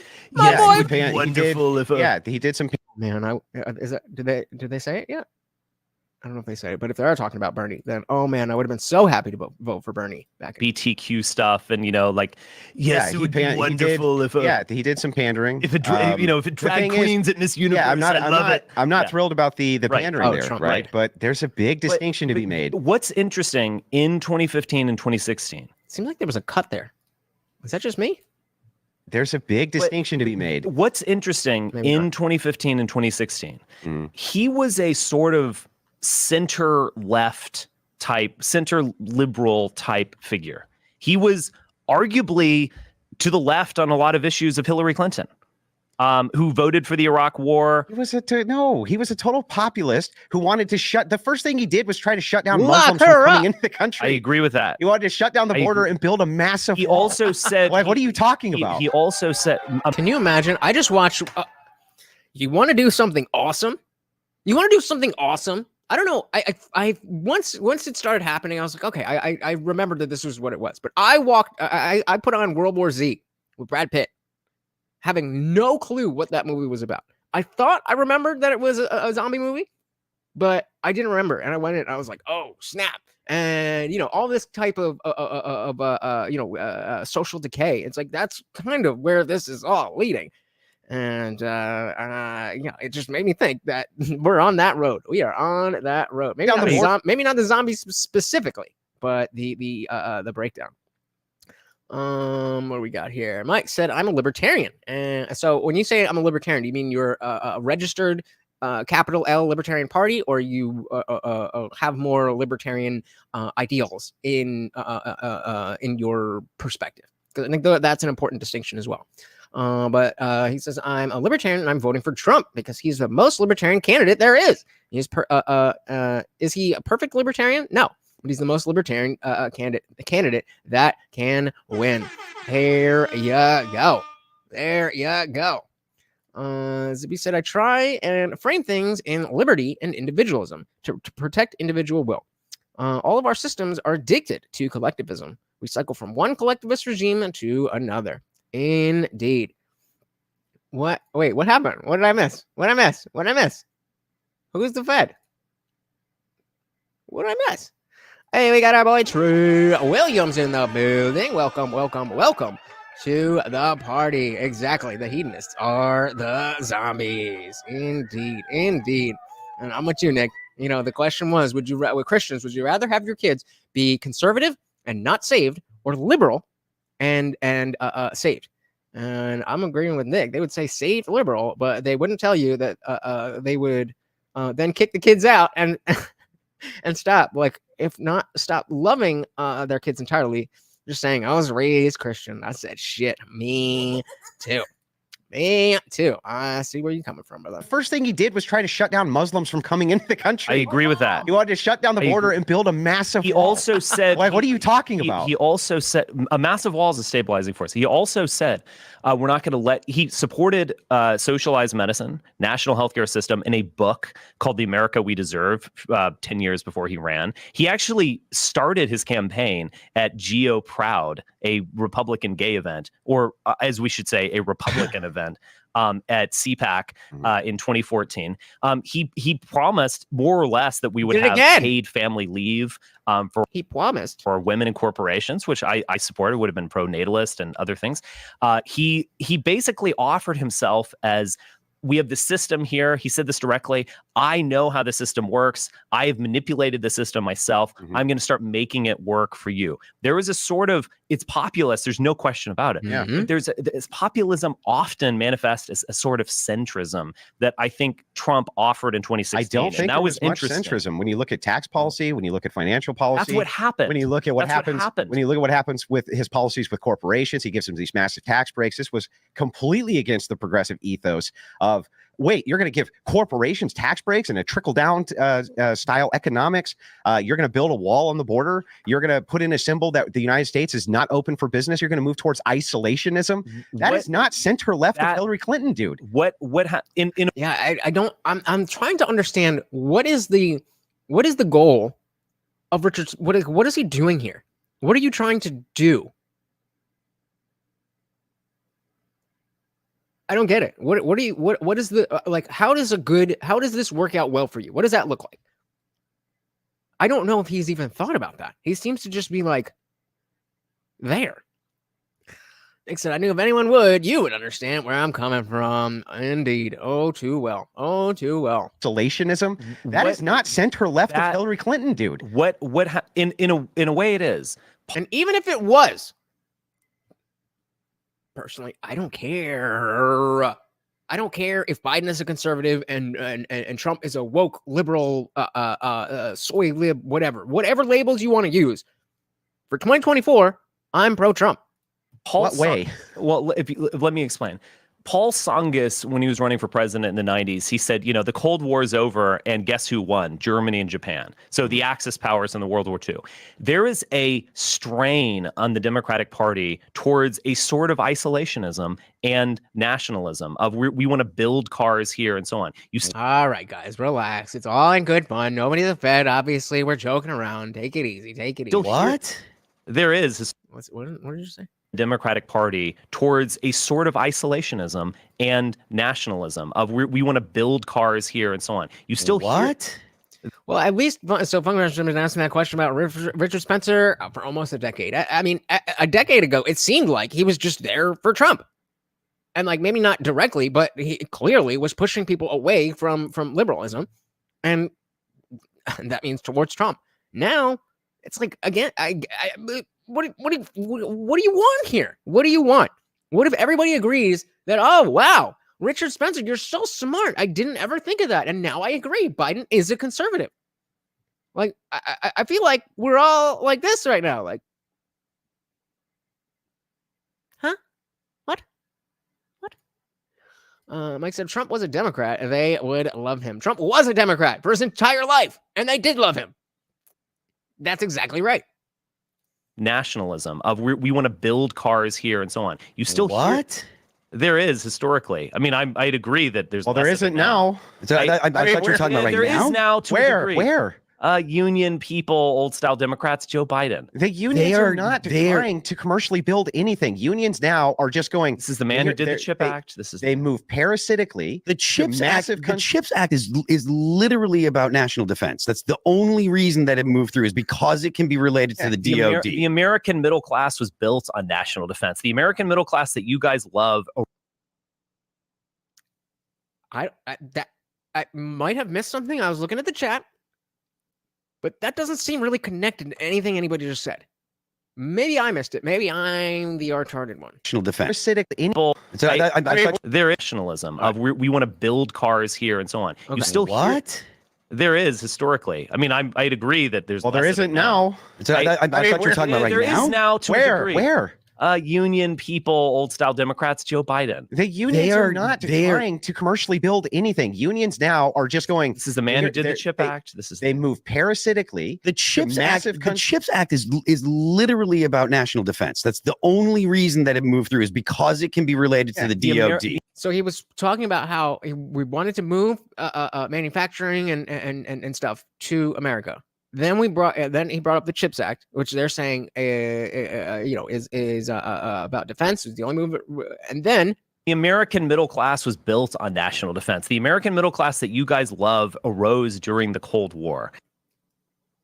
Is that connected to anything that was said so far?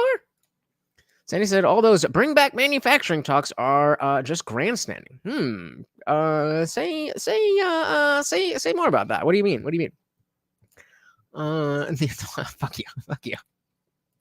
On national defense. The American middle class that you guys love arose during the Cold War, and the degree to which it benefited from that type of system can't be underestimated. That's true. It happened at the same time, but it's because of the post-World War II soldiers coming back. They had the GI Bill. They had tons of money stashed away. They were getting married. They were getting married very, very, very young, quickly. They were starting families because college was socialized. They hadn't seen a woman in 3.5 years and were fighting Nazis. So they got home. They married their chicks. They had a ton of kids, and they went right to work. It was a whole different. It wasn't because of the Cold War, but on top of that, kind of moving back to this idea that these center left, that Trump was center left, due to the fact that inside of the Democrat Party, trade unions want to somehow bring work back to the United. That's not how they operate. They parasitically go company to company, and they get a union, and then they just begin to rake over the coals any of the profiteering of that company. That might be true. All I'm pointing to is a sort of strain within the Democratic Party that you actually didn't see in a more globalist economic party. But let me.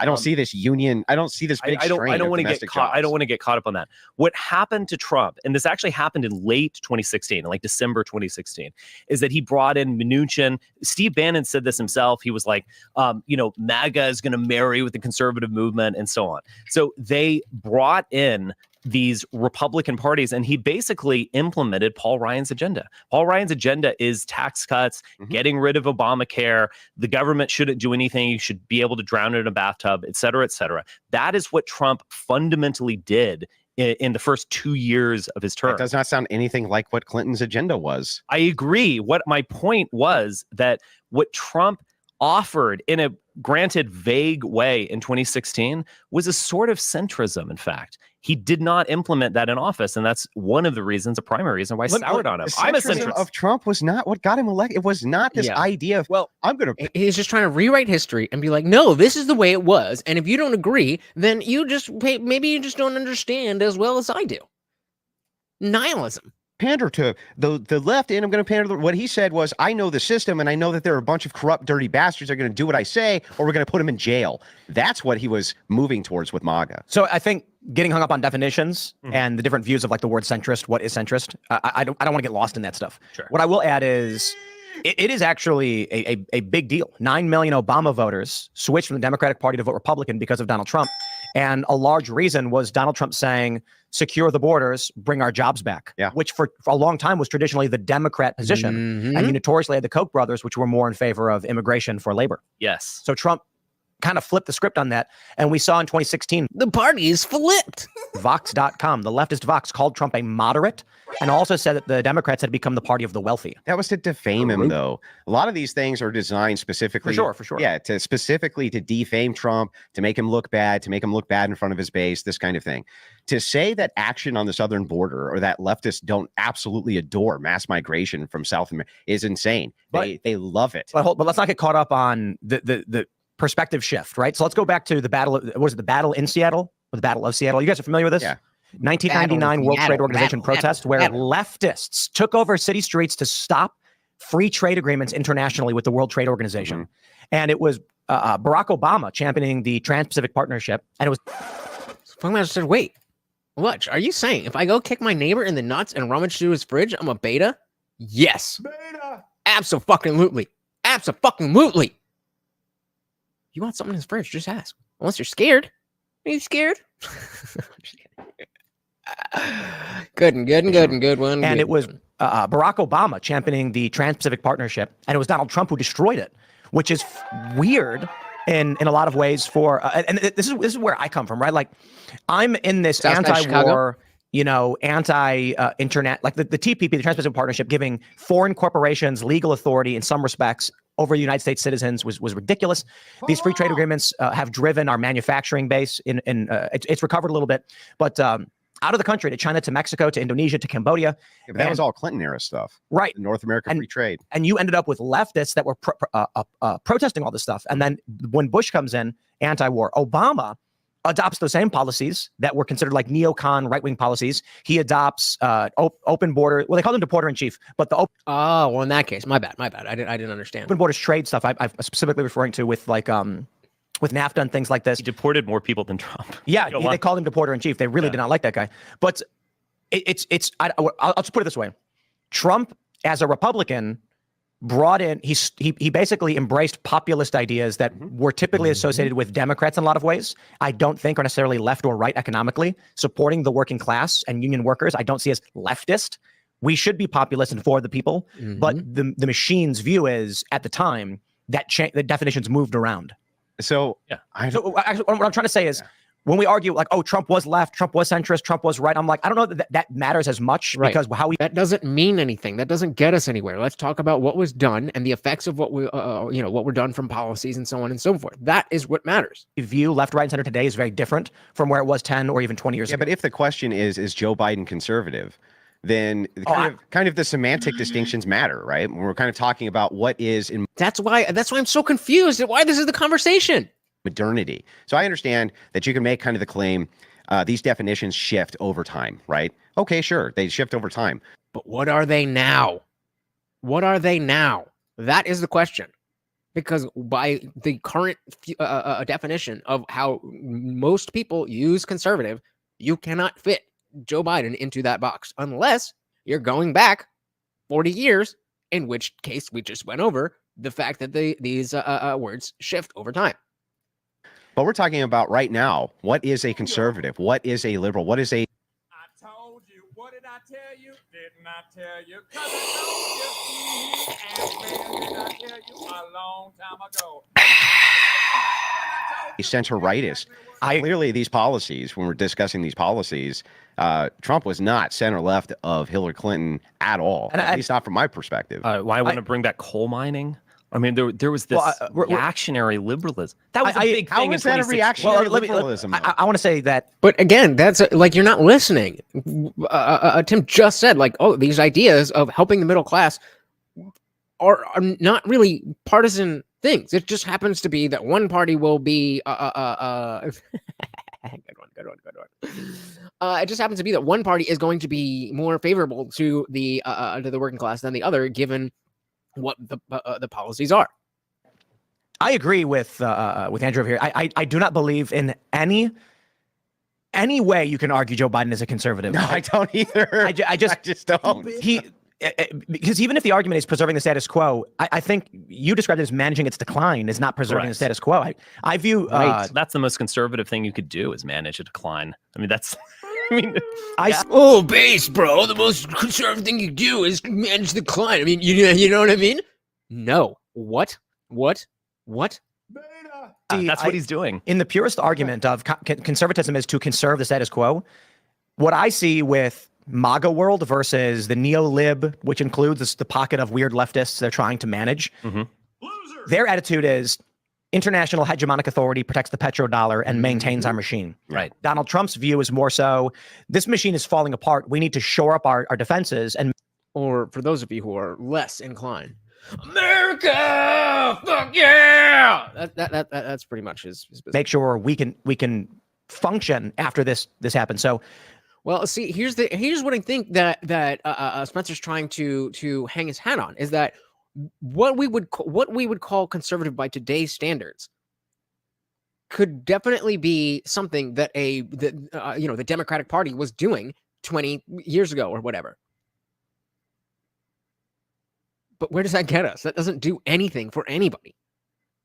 It just doesn't have, like, again, if everybody's like, okay, Richard Spencer, you're right, but Joe Biden is a conservative. Okay, then what? What does that do for anybody? That doesn't do anything. Dietrich said, oh, look, guys, I say something. I'm one of the bros, right? Right, bros, right? What? What a loser. And make sure we can function after this happens. So the Biden worldview is it's all falling apart. Let's ride the wave and take. I describe it as the Titanic has hit the iceberg. The Biden Democrat side is grab as much fine china and silverware as you can and get to the lifeboats before anyone realizes it happened. And the Trump side is let's try and steer towards shallow shore so we can all survive and then try and rebuild this thing. Anyone care to disagree with that? What a great analogy. A great analogy. The Titanic has hit the iceberg. The Biden Democrat side is grab as much fine china and silverware as you can and get to the lifeboats before anyone realizes it happened. And the Trump side is let's try and steer towards shallow shore so we can all survive and then try and rebuild this thing. Well, and this is a good point. So another way to kind of look at this is even if we were to be very charitable with how you're kind of defining this, Richard, they're both of them would be managing the decline. Right, both of them. So I agree with that. I agree with that to some extent. But I think Trump, due to his personality, due to the fact that he has responded to liberals in their attacks on him, most of which or many of which are completely unfair. The whole Pussy Daniels thing in New York, this is just ridiculous. Pussy Daniels, or Stormy Daniels. Shout out to Virgil and shout out to Facebook, which I don't know what they did, but they disconnected like StreamYard and Facebook. I guess Facebook is like dying dead. Like they're like, we're not even, it's not even worth it to us to send the video that we're already sending over to YouTube and Twitch and X and Instagram and Kick and Rumble. It's not even worth it for us to send to Facebook unless you've got a huge platform. So yeah, we haven't been on. That's why you haven't seen Virgil in what, 2 weeks now? Yeah, let's take a moment for Virgil and Stormy Daniels. Of which are completely unfair. The whole Pussy Daniels thing in New York, this is just ridiculous.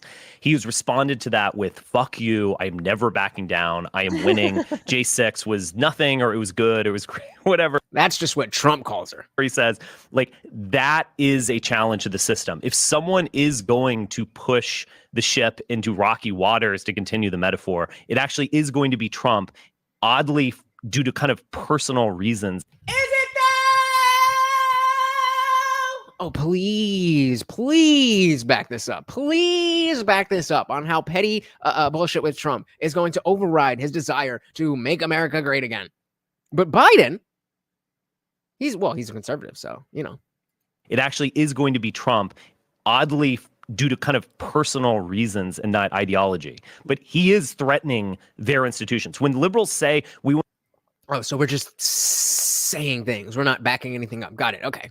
Want to maintain democracy or so on. What they're really saying is, like, we want to just maintain this.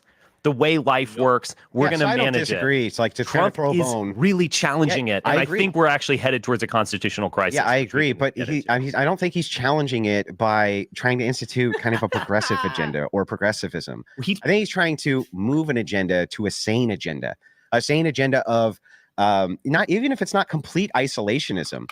The immigration's the big one. This is the thing that... Yeah, I'm okay with being completely isolationist too, though. At least for now. Dietrich, did I ever post in Discord when I got dressed as Stormy Daniels for Halloween? I won first place in a contest and got a $100 gift card. Was it worth it?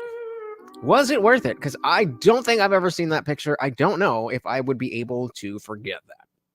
But congratulations. Next, growing up on a cotton farm in what at the time was the world's largest cotton production region, anyone could see the extreme example of how bad liberal economics can be. Yep, and I was just seeing something. There's something. Oh, I forget what it was. Something with potatoes. They're in Idaho. They're screwing with the farmers in Idaho. So in the next 6 to 12 months, if anything with potatoes are not on the shelves, you will know why. Biden. The immigration's the big one. This is the thing that people have been upset about for the last 15 years. They're so pissed off they can't see straight about the fact that our country's wide open. When they see what's going on at the southern border right now with Biden basically just throwing it open. Come on in, everybody. Have a good time. It's a big party over here. We're going to put you up in hotels. We're going to give you amnesty. That must be nice. That is what I would expect from kind of the modern progressive status quo of let's get more in to complete this progressive agenda. I actually... And he is a challenge to that. That's the big one. I actually don't think that Trump... You might be right here. He says, why did Richard Spencer not like Donald Trump? Because Donald Trump is not a racist. I'm so dumb. I'm so dumb. Stupid. But nobody else called it out. So I'm going to take credit for it. That's what he was saying with the Jackie Robinson movie. He's like, well, for some reason, I watched a movie about a black guy. You know, for some reason, I don't know. I was on a plane, and that's not enough for me to be racist enough to say that, you know, the only reason I watched this was on a plane. But even, you know, just for some random reason, I watched a black movie. How did I not put that together? I didn't say it. I didn't see it. So instead of a bag of potatoes, I've not looked in 3 weeks. Oh, God. Oh, God. I used to buy potatoes all the time. But then I didn't finish them. And I saw what happened. And I'll just... one more time. Yo, the potato sprout things, they freak me the fuck out. I'm sorry. They just do. They just do. He is a challenge to that. That's the big one. I actually don't think that Trumpism is entirely about the border. It's not. Hold on. Let me just make the point. I think it's actually about a bigger generational and demographic anxiety that conservatives feel, and they have no place to push that energy outside of the border. So it's unquestionably things have changed. Not everywhere. Wow. The brilliant Richard Spencer, guys. Unquestionably, things have changed. Brilliant. Brilliant. Oh, the brilliance. It's unquestionably things have changed. Not everywhere, not where I live, not where a lot of other people live, but you don't, as they say, Tucker Carlson would say, or whatever, you don't recognize your hometown due to demographic change. And I would say also that is, and it's not just illegal immigrant Mexicans. Illegal immigrant people coming from Mexico, they'll come, they'll go, they'll set up shop here, they'll work in agriculture, they'll go home, they'll send their money home. That's a kind of transitory thing. Right, we have legal immigration. I ask you, Donald Trump, who's going to clean your toilets if you close the border? Everybody's like, whoa, wait, whoa. Put a one in the chat if you have never seen that. That has fundamentally changed the demographics of the country. That's true. And it's changed at the elite level before it even changed in your small town. Yeah, that's true. So Princeton University has a minority white student body. So is Biden in favor of that, or is he fighting against that? Because that's a newer thing. So that would be what the liberals would call progress. So if Biden is in favor of that, then he would be progressive in the sense of being in favor of quote unquote progress. No, am I missing the point here? Or is he? Princeton University. Look at that face. Look at that face. Elite level before it even changed in your small town. Yeah, that's true. So I'm so bored. Look at this fucking loser. Princeton University has a minority white student body coming in since like 2020. Your local news had a kind of like brunette woman and a black guy as the anchors like 30 years ago. Domestic Americans see themselves demonstrating a because different. of this.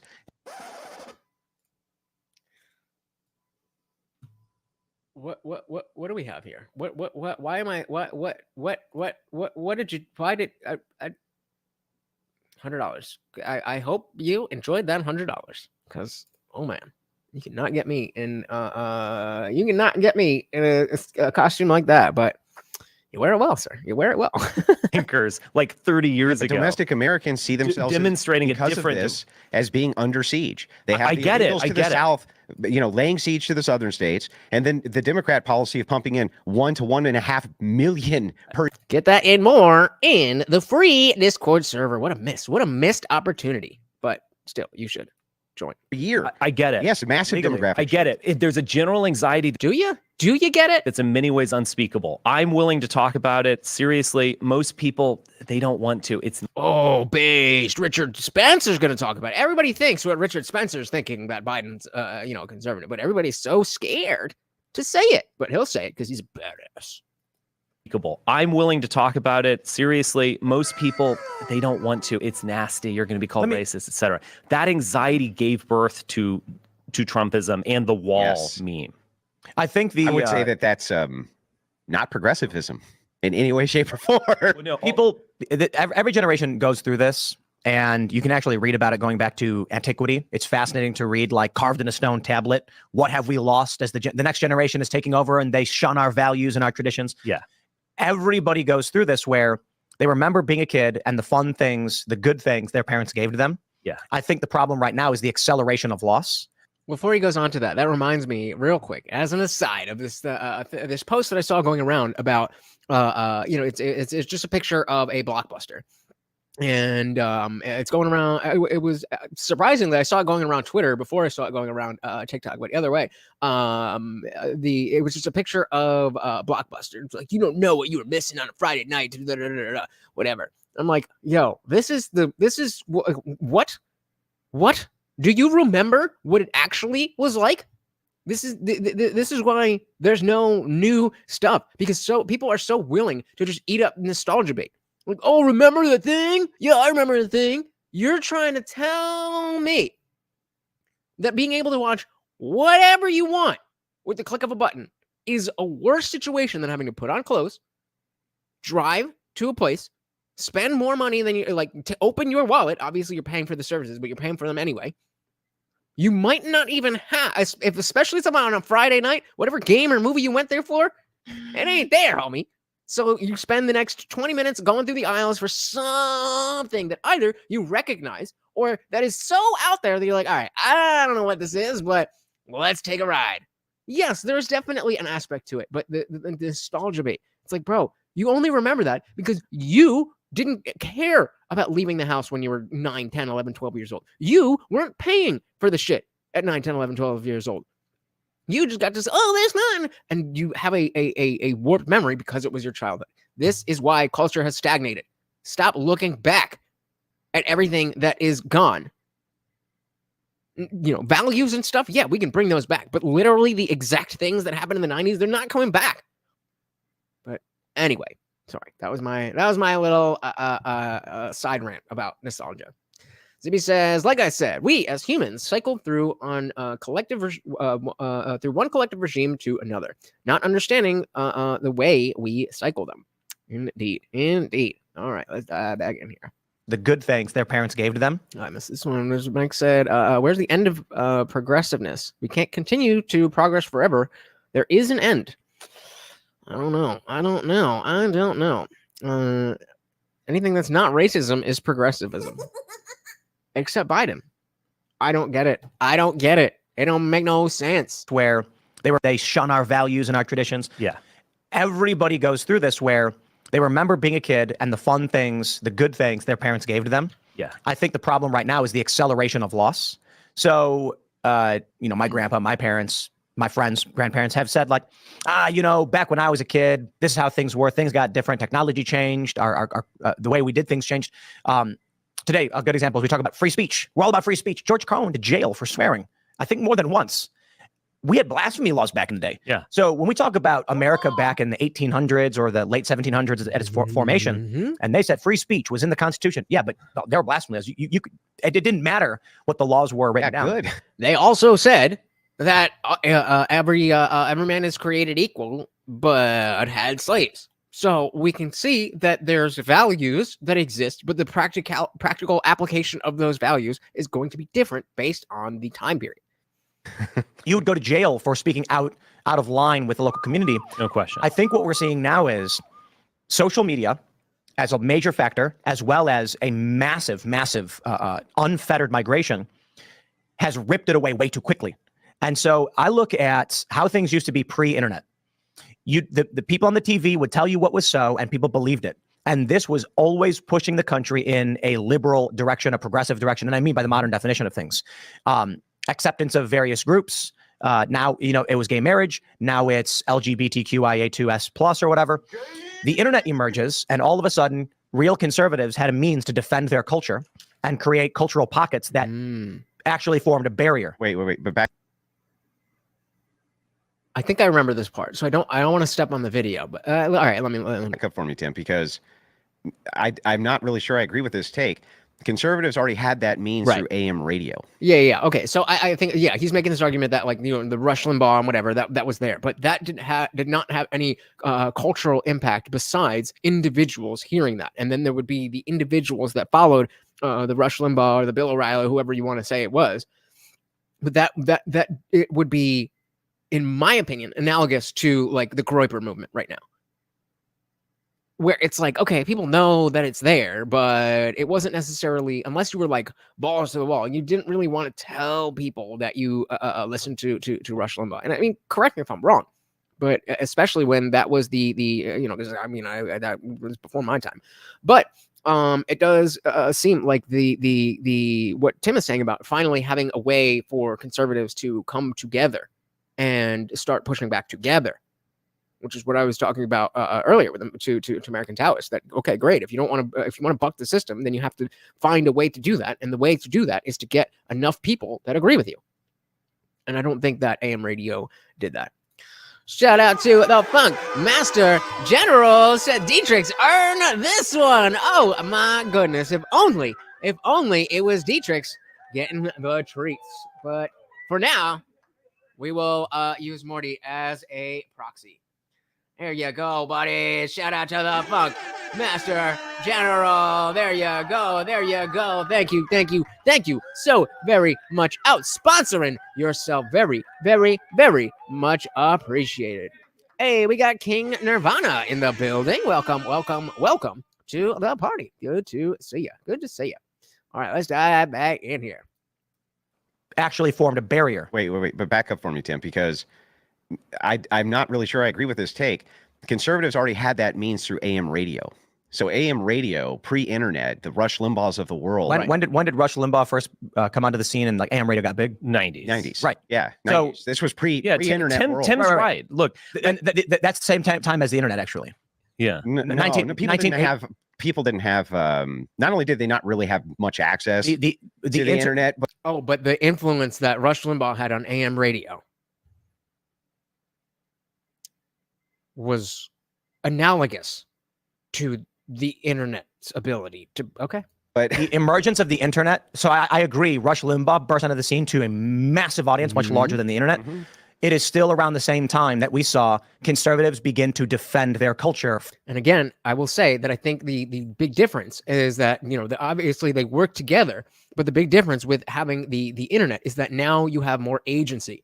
When you're just a listener to a listener, you might be in your car, or you might be, whatever you're doing, listening. And now you have somebody putting ideas in your head. But the difference between listening to something and engaging with something with other people, like even this conversation, if you're there, Hunter Biden's baby mama just did a sit down with PBD. I was like, oh, I think for Friday night, let's cover that shit. So I went to, see what it was. And I mean, it was interesting enough in terms of understanding, the president's son in the context of this election, all that kind of stuff. But it wasn't really juicy. And so there wasn't much for me to bring to you. There's not much we could do with that. And so it was interesting for me to put into my ear holes. But after that, that's all it really was. And I think, not to take anything away from the influence of Rush Limbaugh, but I don't think you can compare it to the internet. Dietrich said, I would say, call Avant. What?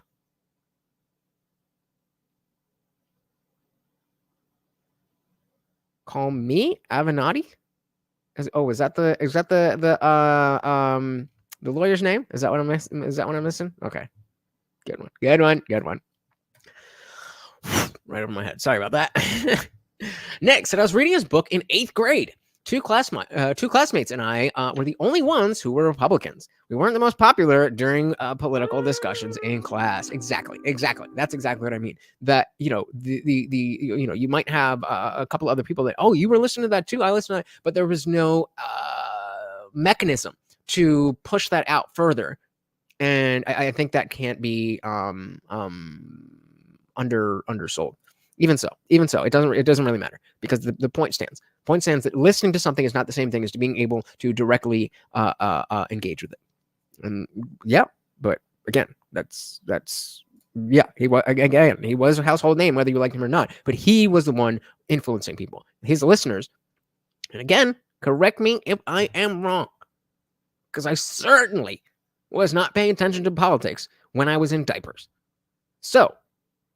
But it does make sense that you just can't get as much influence from engaging in content together, whether it's radio or whatever. If there was a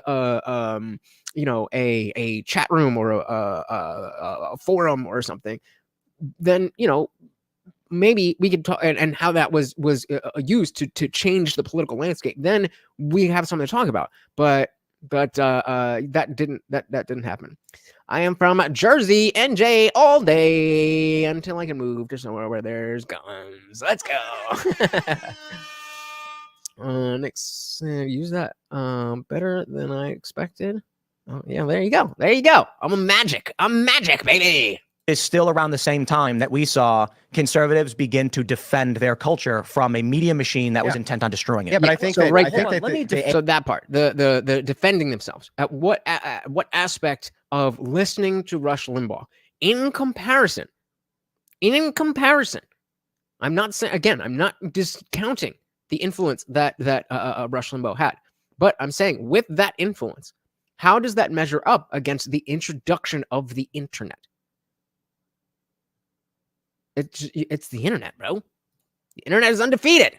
and their culture from a media machine that was Yeah. intent on destroying it. Yeah, but I think that well, I think hold on. that Let me the AM, I think the AM radio and these guys like Michael Savage and Rush Limbaugh and tons of these guys. I mean, Savage was talking about what culture, borders, language, all throughout the 90s, right? But I don't think this is countering the point that I'm making. Yeah, I think- no, I think it's not. Let me in a weird way defend the liberals once again, because I guess that's my job on the show.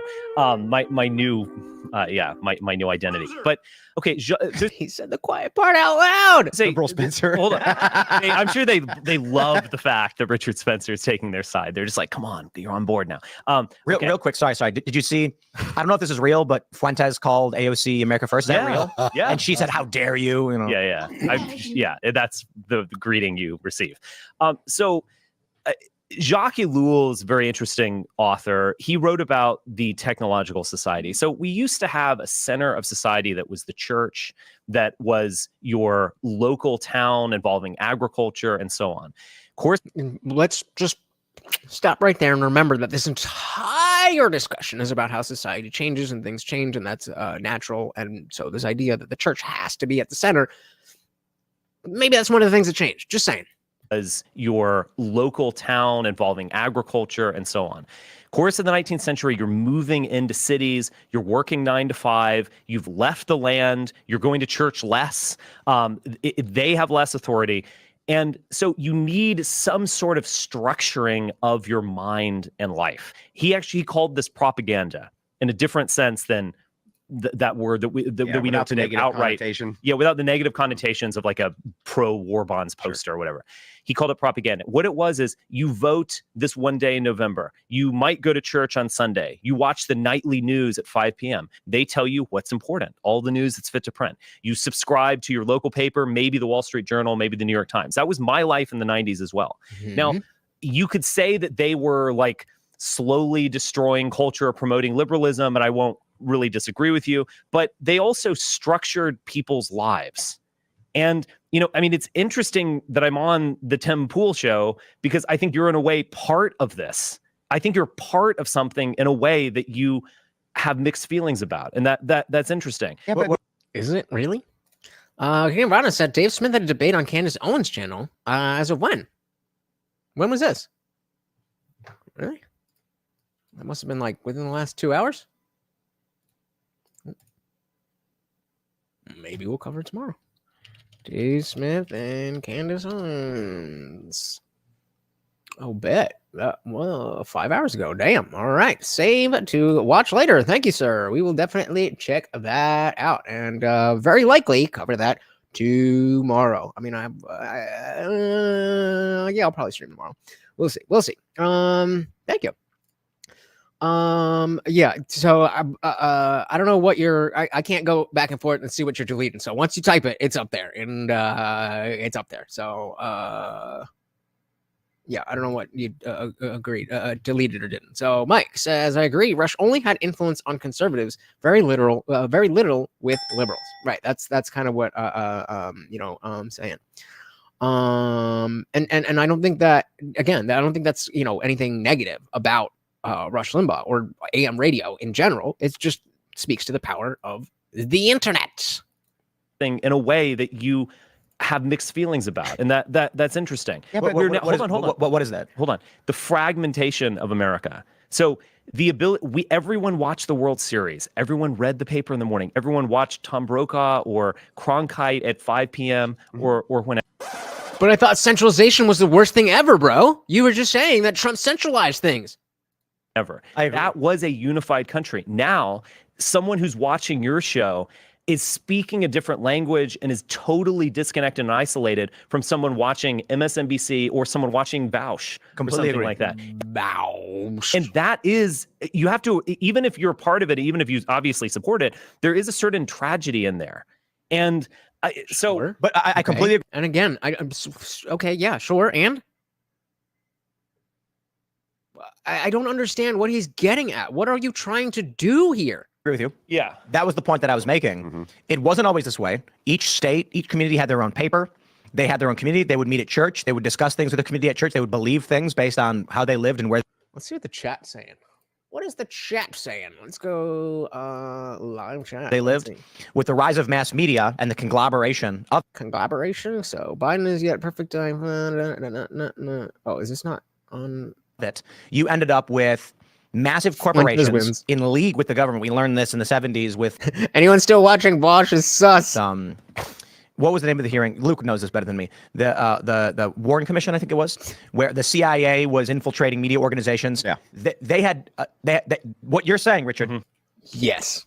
They said everybody watches Brokaw, everybody watches the World Series. This is the pinnacle of culture, and we control it.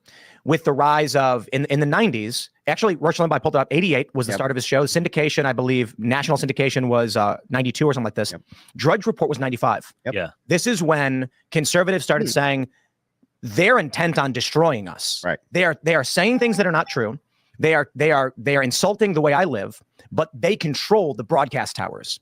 Things started to flatten out as to what you're describing, and now I think a big component of the culture war is that for the first time, those who believe in conservative values have a massive foothold in media. In alt media, yep. Yes. But it's becoming mainstream. But the irony, the corporate press is It's starting to, but the this is my irony pushback on this is that Does anyone not get the feeling Richard Spencer's just trying to sound trying too hard to sound intellectual? I mean, I'm not a fan of Andrew, but at least he's digestible. I mean, I think this is if you can have any other interpretation of what's going on here, you might be a Spencer Dick Rider. Just saying. Prove me wrong. So, I mean, you're right when it comes to, kind of the mass corporate media. They were structuring people's lives, and conservatives came on the scene, those bastards. And in the 90s with their AM waves, they started creating waves and hitting back at Tom Brokaw, who told you to eat your macaroni and cheese at night, okay? And whatever it is that he's commercializing, taking away their precious structure. But the truth is that they were moving towards that anyway. They were moving towards this kind of, even this control grid of inclusivity, which is moving that way in mainstream media. It was inevitable. It would be inevitable even without the internet for there to be massive cultural pushback to this, even if there was just the man on the screen of the propaganda machine, 1984 style. Well, that might be true. We obviously had massive disruption before the internet. The 1960s was a massive generational disruption. And the 70s. Disruption. And that was and the 80s. I agree. It's coming through music, but this is where we are now. And we can't talk to each other. People are in their own echo chamber. Hit the poll for me, guys. I'm not promising that I am going to go live tomorrow. I do have some early clients. We'll see how I feel. But usually I do feel better when I'm just like, all right, let's get inside and do it, rather than when I ain't doing shit. I'm like, do I really got to get up? So we'll see. It's probably going to be tomorrow, definitely this weekend. But which one would you prefer? Mike said, Richard Spencer, if grandma had a penis, she would be grandpa. So pretty much. Pretty much. Yeah, that's all he's ever done. We shouldn't know his name. Well said. We should not know who the fuck this guy is. And if it weren't for this, we wouldn't. This is the only reason we know who this guy is. You see Antifa? No matter what you do, you ruin everything. I'm saying, good Lord, I never realized how heavy set Andrew was. He always looks so much skinnier in his studio. Of course, you only see him from the shoulders up, but jeez, fat ass. Well, don't you remember the super alpha bro at the Fresh and Fit event? Like, look at you, bro. You think your kids are this, that. Good question. It was I'm assuming it was a Israel debate. Why did this not just come up the way? What the hell? That was weird. Yeah. All right, Israel. guys. Israel, Palestine again. 2 hours. So up to you guys. Let me know what you would rather see. What do we got here? Dietrich said it's called the liberal perspective, aka nothing burger verbal diarrhea. Fair enough. Shout out to Bryce Cooley. Welcome to the party. Hold up. Whoa. Richard Spencer recently supported Gavin Newsom for president if Biden decides to retire. Haram! Well, fuck that. I knew it. I knew this was his PR move. I'm like, well, I can't go from alt-right to be like, yay, Biden. So what I have to do is semantically obfuscate and muddy the waters and be like, no, no, no, no, no. Actually, Biden's the real conservative. Stupid. Makes sense. Welcome to the RD Bryce. Who's got hairy arms? Weird. Me? I got a little bit, but not really. A little bit, but, you know, mainly. I sure hope not, Bryce. I sure hope not. So yeah, Israel. Yeah, a lot of the same, but both stayed civil, and at least Dave is always insightful. I think I agree. Just personally, I've not been super up on the Israel stuff, but you know, it's definitely good to you know, kind of update where we are. The conversation is going to morph every time one of these debates happens, and like I just completely skipped out the one that he did with Dennis Prager and Laura Loomer. I was just like, I do not care. I do not care. And you know, you see Destiny doing these Israel Palestine debates all the time. I'm just over it. I'm just over it. But like I said, I definitely want. It's something that matters enough that we need to be aware of what's good, even if we're not like balls deep and like, well, they sent this bomb and it was that many kids that were killed. And it's like, I get it. We are now, and we can't talk to each other. People are in their own echo chambers. Can you name a sitcom on NBC? Like, name one. On right now? NBC. What was NBC? So NBC was the is How I Met Your Father still on? NBC is Peacock. No, I can't name one. NBC. I watch CBS. Okay. Well, okay. My rhetorical point is basically that when I was growing up, everyone knew Cosby Show, Family Ties, Cheers, TGIF. TGIF. Yeah, Look, that was the my venue mom for would order, my dad would come home late. My mom would order Domino's pizza and we'd all be together. We don't have a nation like that anymore. And that is a tragedy. And I want to make this point. I've been dying to make because I'm watching. I'm right there with you because I wanted, like, I didn't know when he debated Andrew Wilson. I didn't know how it was going to go. I watched some of it to make sure that it was worth covering. But and so I just went off what I assumed was going to happen, that Andrew Wilson would just be hammering some stupid point the whole time, and that Dave would be calm and run circles around him. And that didn't quite happen. Like, I don't love how Andrew performed in that debate. But Dave just completely gave up everything about libertarianism because he didn't like how the conversation was going. And so I really, really do like Dave a lot. He's become, I started, I listened to the to podcasts in the car, and it used to be Timcast #1 and part of the problem #2. But part of the problem has just gotten more interesting for me. But not a great showing against our boy, the Crucible here. Our big boy. That anymore. And that is a tragedy. And I want to make this point. I've been dying to make because I'm watching that show Evil on CBS. Have you guys ever seen it? No. Oh, it sounds good. It is. It is the weirdest show. It's pro-Catholic. I'm not kidding. One of the main characters just got ordained as a priest. They talk about how God, like, there's very much a big message about being with God and how God will protect you. And there's demons that Satanists are viewed. There's a character who's got a Satanist church, and he's just lying for money, and he's laughing about it. They overtly show demons torturing people and stuff like this. But then there's this scene I just saw in season 3. And this is the point about mainstream narratives and culture.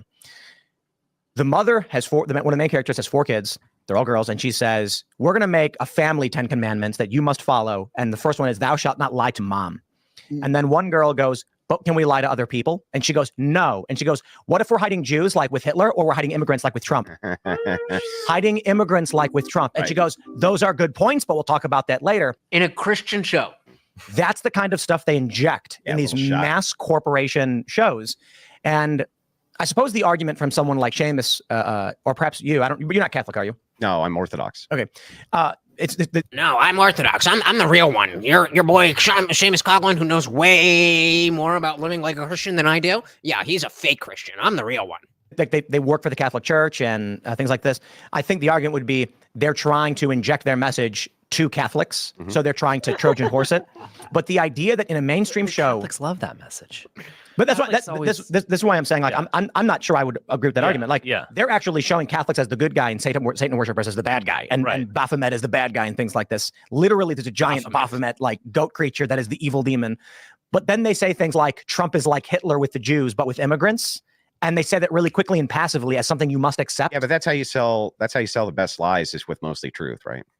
So you sell kind of the best lies if there's mostly truth behind it. So it wouldn't surprise me if they had a great dynamic with good and evil, and then it piques your interest and you're involved, and then they kind of associate these things which aren't evil with evil. This is actually a well-known social engineering and manipulation technique, is to make an argument that is not your real argument. Within your argument, you presuppose something as truth, as an aside. Sure. Which is to say something like, look, I think Trump is bad because his tax policy does X, Y, and Z. For instance, when China did A, B, and C, Donald Trump's response was, the real argument I'm trying to make is about China's policies, and I'm masking it by assuming it's true within a separate argument I'm trying to convince you of. So they make a show, they say, here's what's going on, and then in a split second they say, Trump is going to attack immigrants like Hitler attacked the Jews, was the point they were making in that show.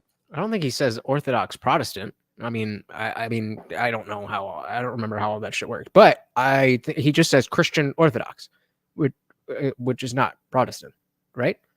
I don't think so. So anyway, to wrap this up, if it were not for AM radio at the time, which now definitely has shifted more to podcasting and social media, that would be the presupposed truth. Right. When these comedians go on late night and just assert a thing is true, like Colbert does. Well, I'm a secular Christian, so I don't know anything about that, you know. I can't remember what it was. It was with the civil fraud case in Trump. And Colbert, in a frantic rant, just asserts these things as fact, omitting all of the key details of the case. And there are, fortunately, substantially less people who watch that show today than used to. That's what I'm saying. I don't think that I'm like, maybe, you know, again, maybe the organization of how, you know, again, yeah, I don't like specifically saying Christian Orthodox is like he said, I heard him say something along the lines, don't quote me on this, fact check me, but along the lines of that the Christian Orthodox Church is the original church, and the Catholic Church came under that, and then there's everything else. I'm pretty sure that's more or less his position. Those of you guys who are bigger fans of him, if you could correct me on that if I'm wrong, but I think that's how he sees it, at least. And I don't ever remember the original Christian Orthodox Church having anything to do with Protestantism. But again, the secular Christian, aka atheist, heathen. And there are, fortunately, substantially less people who watch that show today than used to. So their influence is waning. Were it not for the rise of technology and the capabilities of your average person to point a camera at their face and say whatever they want and broadcast that message, it'd be 25 million people watching Colbert say that. They'd all show up at work the next day and just say, it is the truth. Trump has done this. But the tragedy is you need to control a society. Like, ooh. I get where I don't necessarily disagree, but knowing who you are, I don't like where this is going. I don't like where this is going. I'm just in a happy heterosexual awesomeness month, everyone. Indeed, indeed. I just saw that right before we got on. Yeah, we got that one. Sandy W said Protestants are too soft in fighting against liberalism. Fair enough. I'm straight, and that's okay. I said shit. Me too. He said if Orthodox Catholic is real Christianity, though, yeah, I am. So he's separating again. I'm just going by his own words. He's separating Christian Orthodox, Catholic, and Protestant. Those are all different sects of believing that Jesus Christ is blah, blah, blah, blah, blah, all that bullshit. So I mean, I think it's all bullshit, but whatever floats your boat. Whatever floats your boat. What came first, the chicken or the T-Rex? The world may never know. The world may never know. Dietrich said it feels so good to be represented. The prosecution we reproducers get. It makes it hard sometimes. But now I feel okay in my own skin. Well, I'm glad you could find a place where being straight is okay. But Yeah. the tragedy is you need to control a society. Yeah, what do you guys feel about that? Just based off, before we even hear what he says, let's do one last poll here. So this is based. How do I word this? Because obviously I agree that there needs to be control in a society. I'm not talking about anarchy, but I don't think. Okay, that's how I'm gonna do. Are you going to agree with his point about control? That is the poll. There we go. There we go. Thinking on my feet. 5 million people watching Colbert say that. They'd all show up at work the next day and just say, it is the truth. Trump has done this. But We already have one. It's the American flag. the tragedy is you need to control a society. Like the church had a social function. The church wasn't just some private thing you Come on. Don't wait until he says it. Come on. Come on. It's for the future. Hit that poll, baby. Hit that poll. did on weekends. The church organized society. It told you what's up, what's down, what's left and right. Yep. There needs to be some mechanism for that. And the question is, I agree. Again, there does need to be some mechanism for that. But are you just talking about some mechanism in general? Are you specifically talking about some type of religious or dogmatic ideology? I'm just going to guess that you're going to go with some type of dogmatic ideology. it told you what's up, what's down, what's left and right. Yep. There needs to be some mechanism for that. And the question is, can a nation persist once that is broken down? Once there is not some central apparatus that is informing your basic conceptions, can a nation exist? Yeah, but I don't think. I would say yes, as long as you replace that moral structure with something else. And I know that certainly Andrew, but definitely a lot of other people would, say that there is nothing else, that the church is the highest. But that begs the question, meaning, how do you know that? Maybe it's not. So how in the world did the Catholic Church not devour other Christian sects before Martin Luther? They didn't know what they didn't know, right? that is informing your basic conceptions, can a nation exist? Yeah, but I don't would say think it. no. I don't think it's liberal, progressive state or anarchy. Like it seems like such a kind of massive spread. Told you. What did I tell you? Didn't I tell you? 'Cause I told you. And when did I tell you? A long time ago. And what did I Here to say? say, if it's not some type of centralized progressive state that tells you what to eat for breakfast, lunch, and Well, dinner no. with the sitcoms, I then it has just- to- No, it can be a secular, enlightenment value-based moral structure that we all adhere to, because it is what everybody adheres to. And if you don't adhere to it, you're a fucking loser, and it's a taboo that brings a level of shame that you don't want. That is how we fix America. Not pretend that we believe in fairy tales. Sorry. state that tells you what to eat for breakfast, lunch, and Well, dinner no. with the sitcoms, I then it has to be anarchy. I just said an apparatus to control the psyche of the nation. That's what I said. I think we'd all agree. Would you prefer if every major corporation, Disney, maintained? So let's see. We had 67% of you said no, you don't agree with this point, that there needs to be some mechanism of control for a society. And again, I thought he was going to go left, but he worded it properly and said there needs to be some mechanism. And I agree, there needs to be some mechanism. Right now, it's a very, very, very, very, very loose association between religiosity and the laws, and wherever those seem to intersect. But what we really want is a moral structure that anybody can buy into, regardless of what fairy tales they do or do not believe in. Subscribe. I'm going to bring it to America and fix everything. Would you prefer if every major corporation, Disney, maintained Christian moral frameworking on all their content? Yeah, I would prefer it. Absolutely.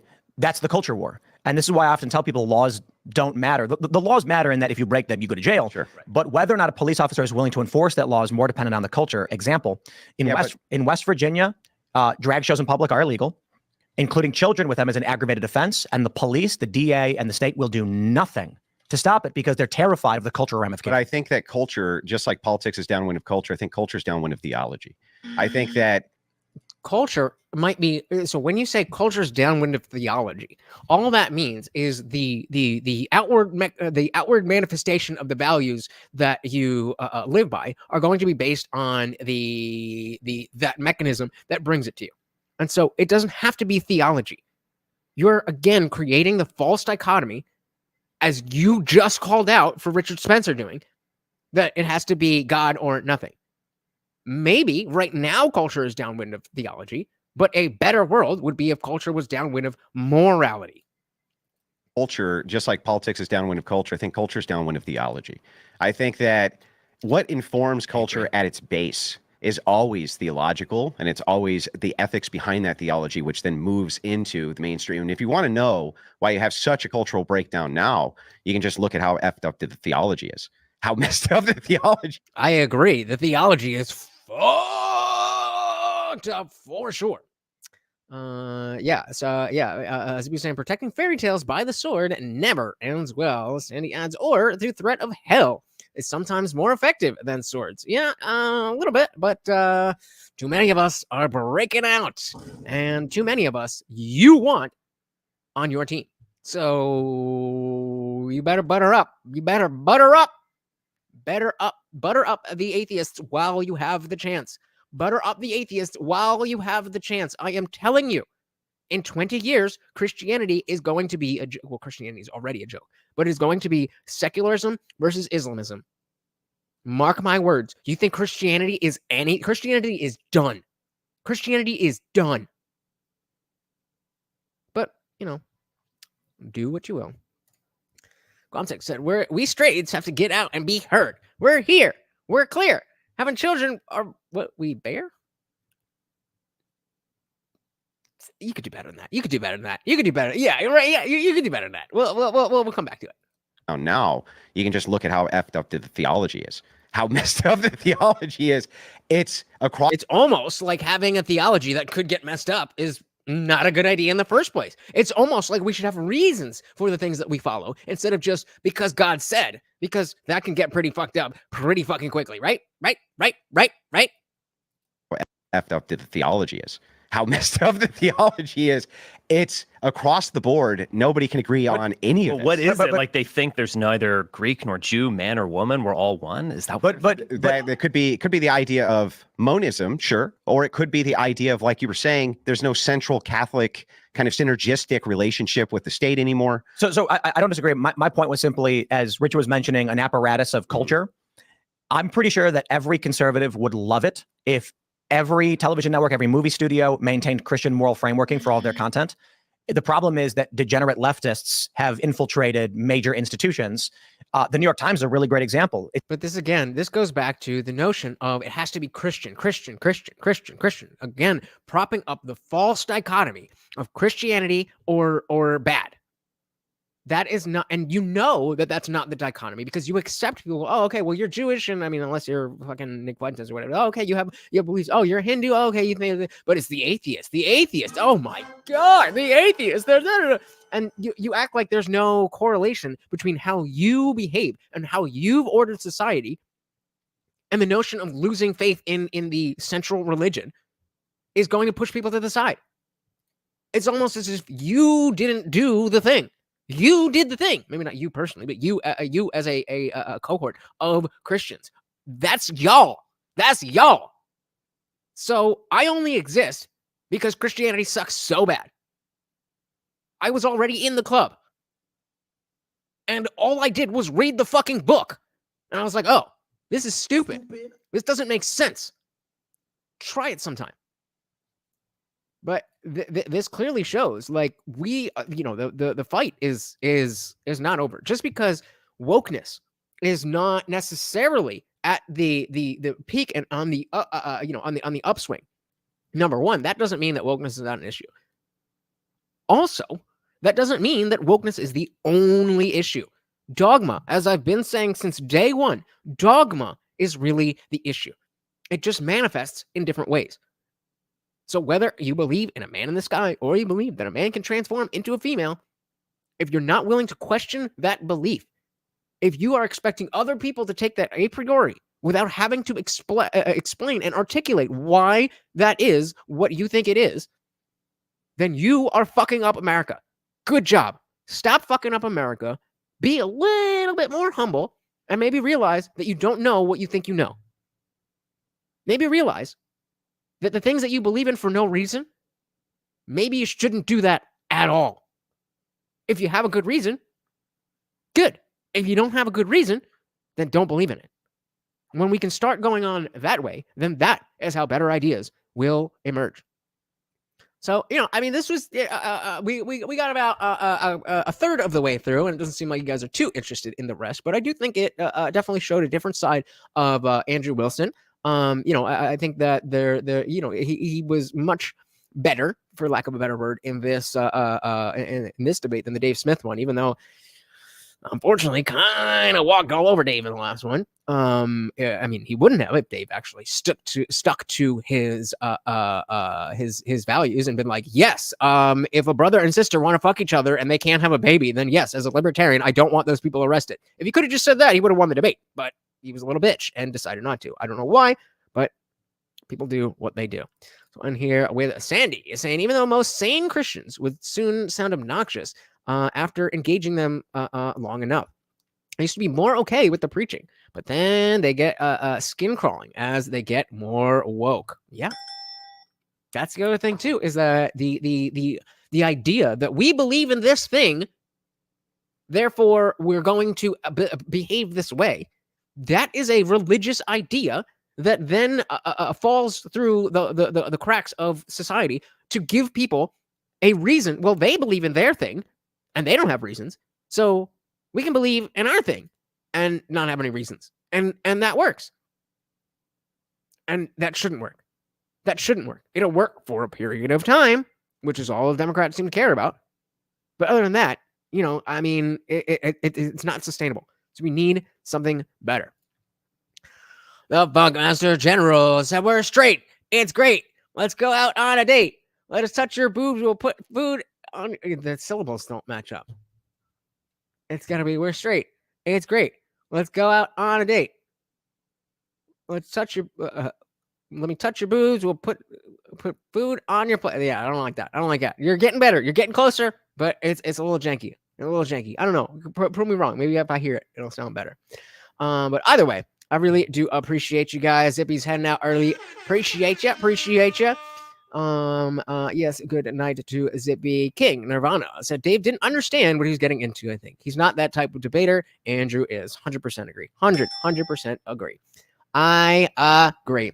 All right, guys. Well, I really do appreciate you. Let's shout out our boys. We had a couple of comments in the night from Mike. Shout out to Mike. So I thought I was conservative because I was a Christian, but after I lost the faith, I think I was a Christian because I was a conservative. I was saying, Christians, would you rather your child be conservative and not saved, or a liberal and saved? And I think we all know that they would pick saved over anything. Sadly, but truthfully.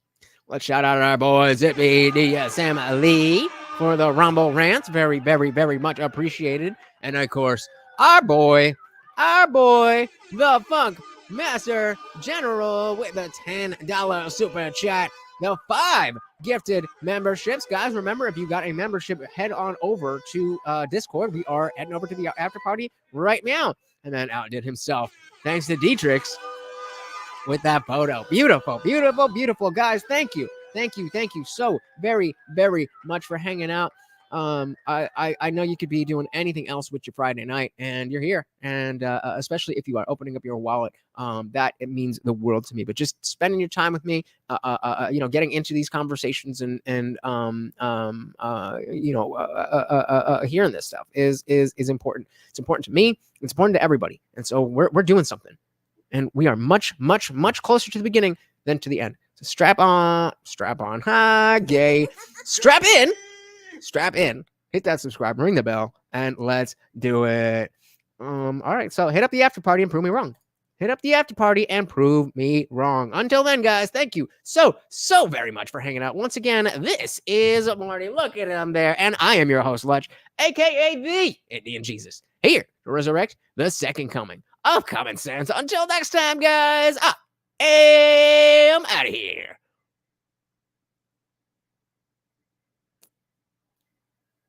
Peace.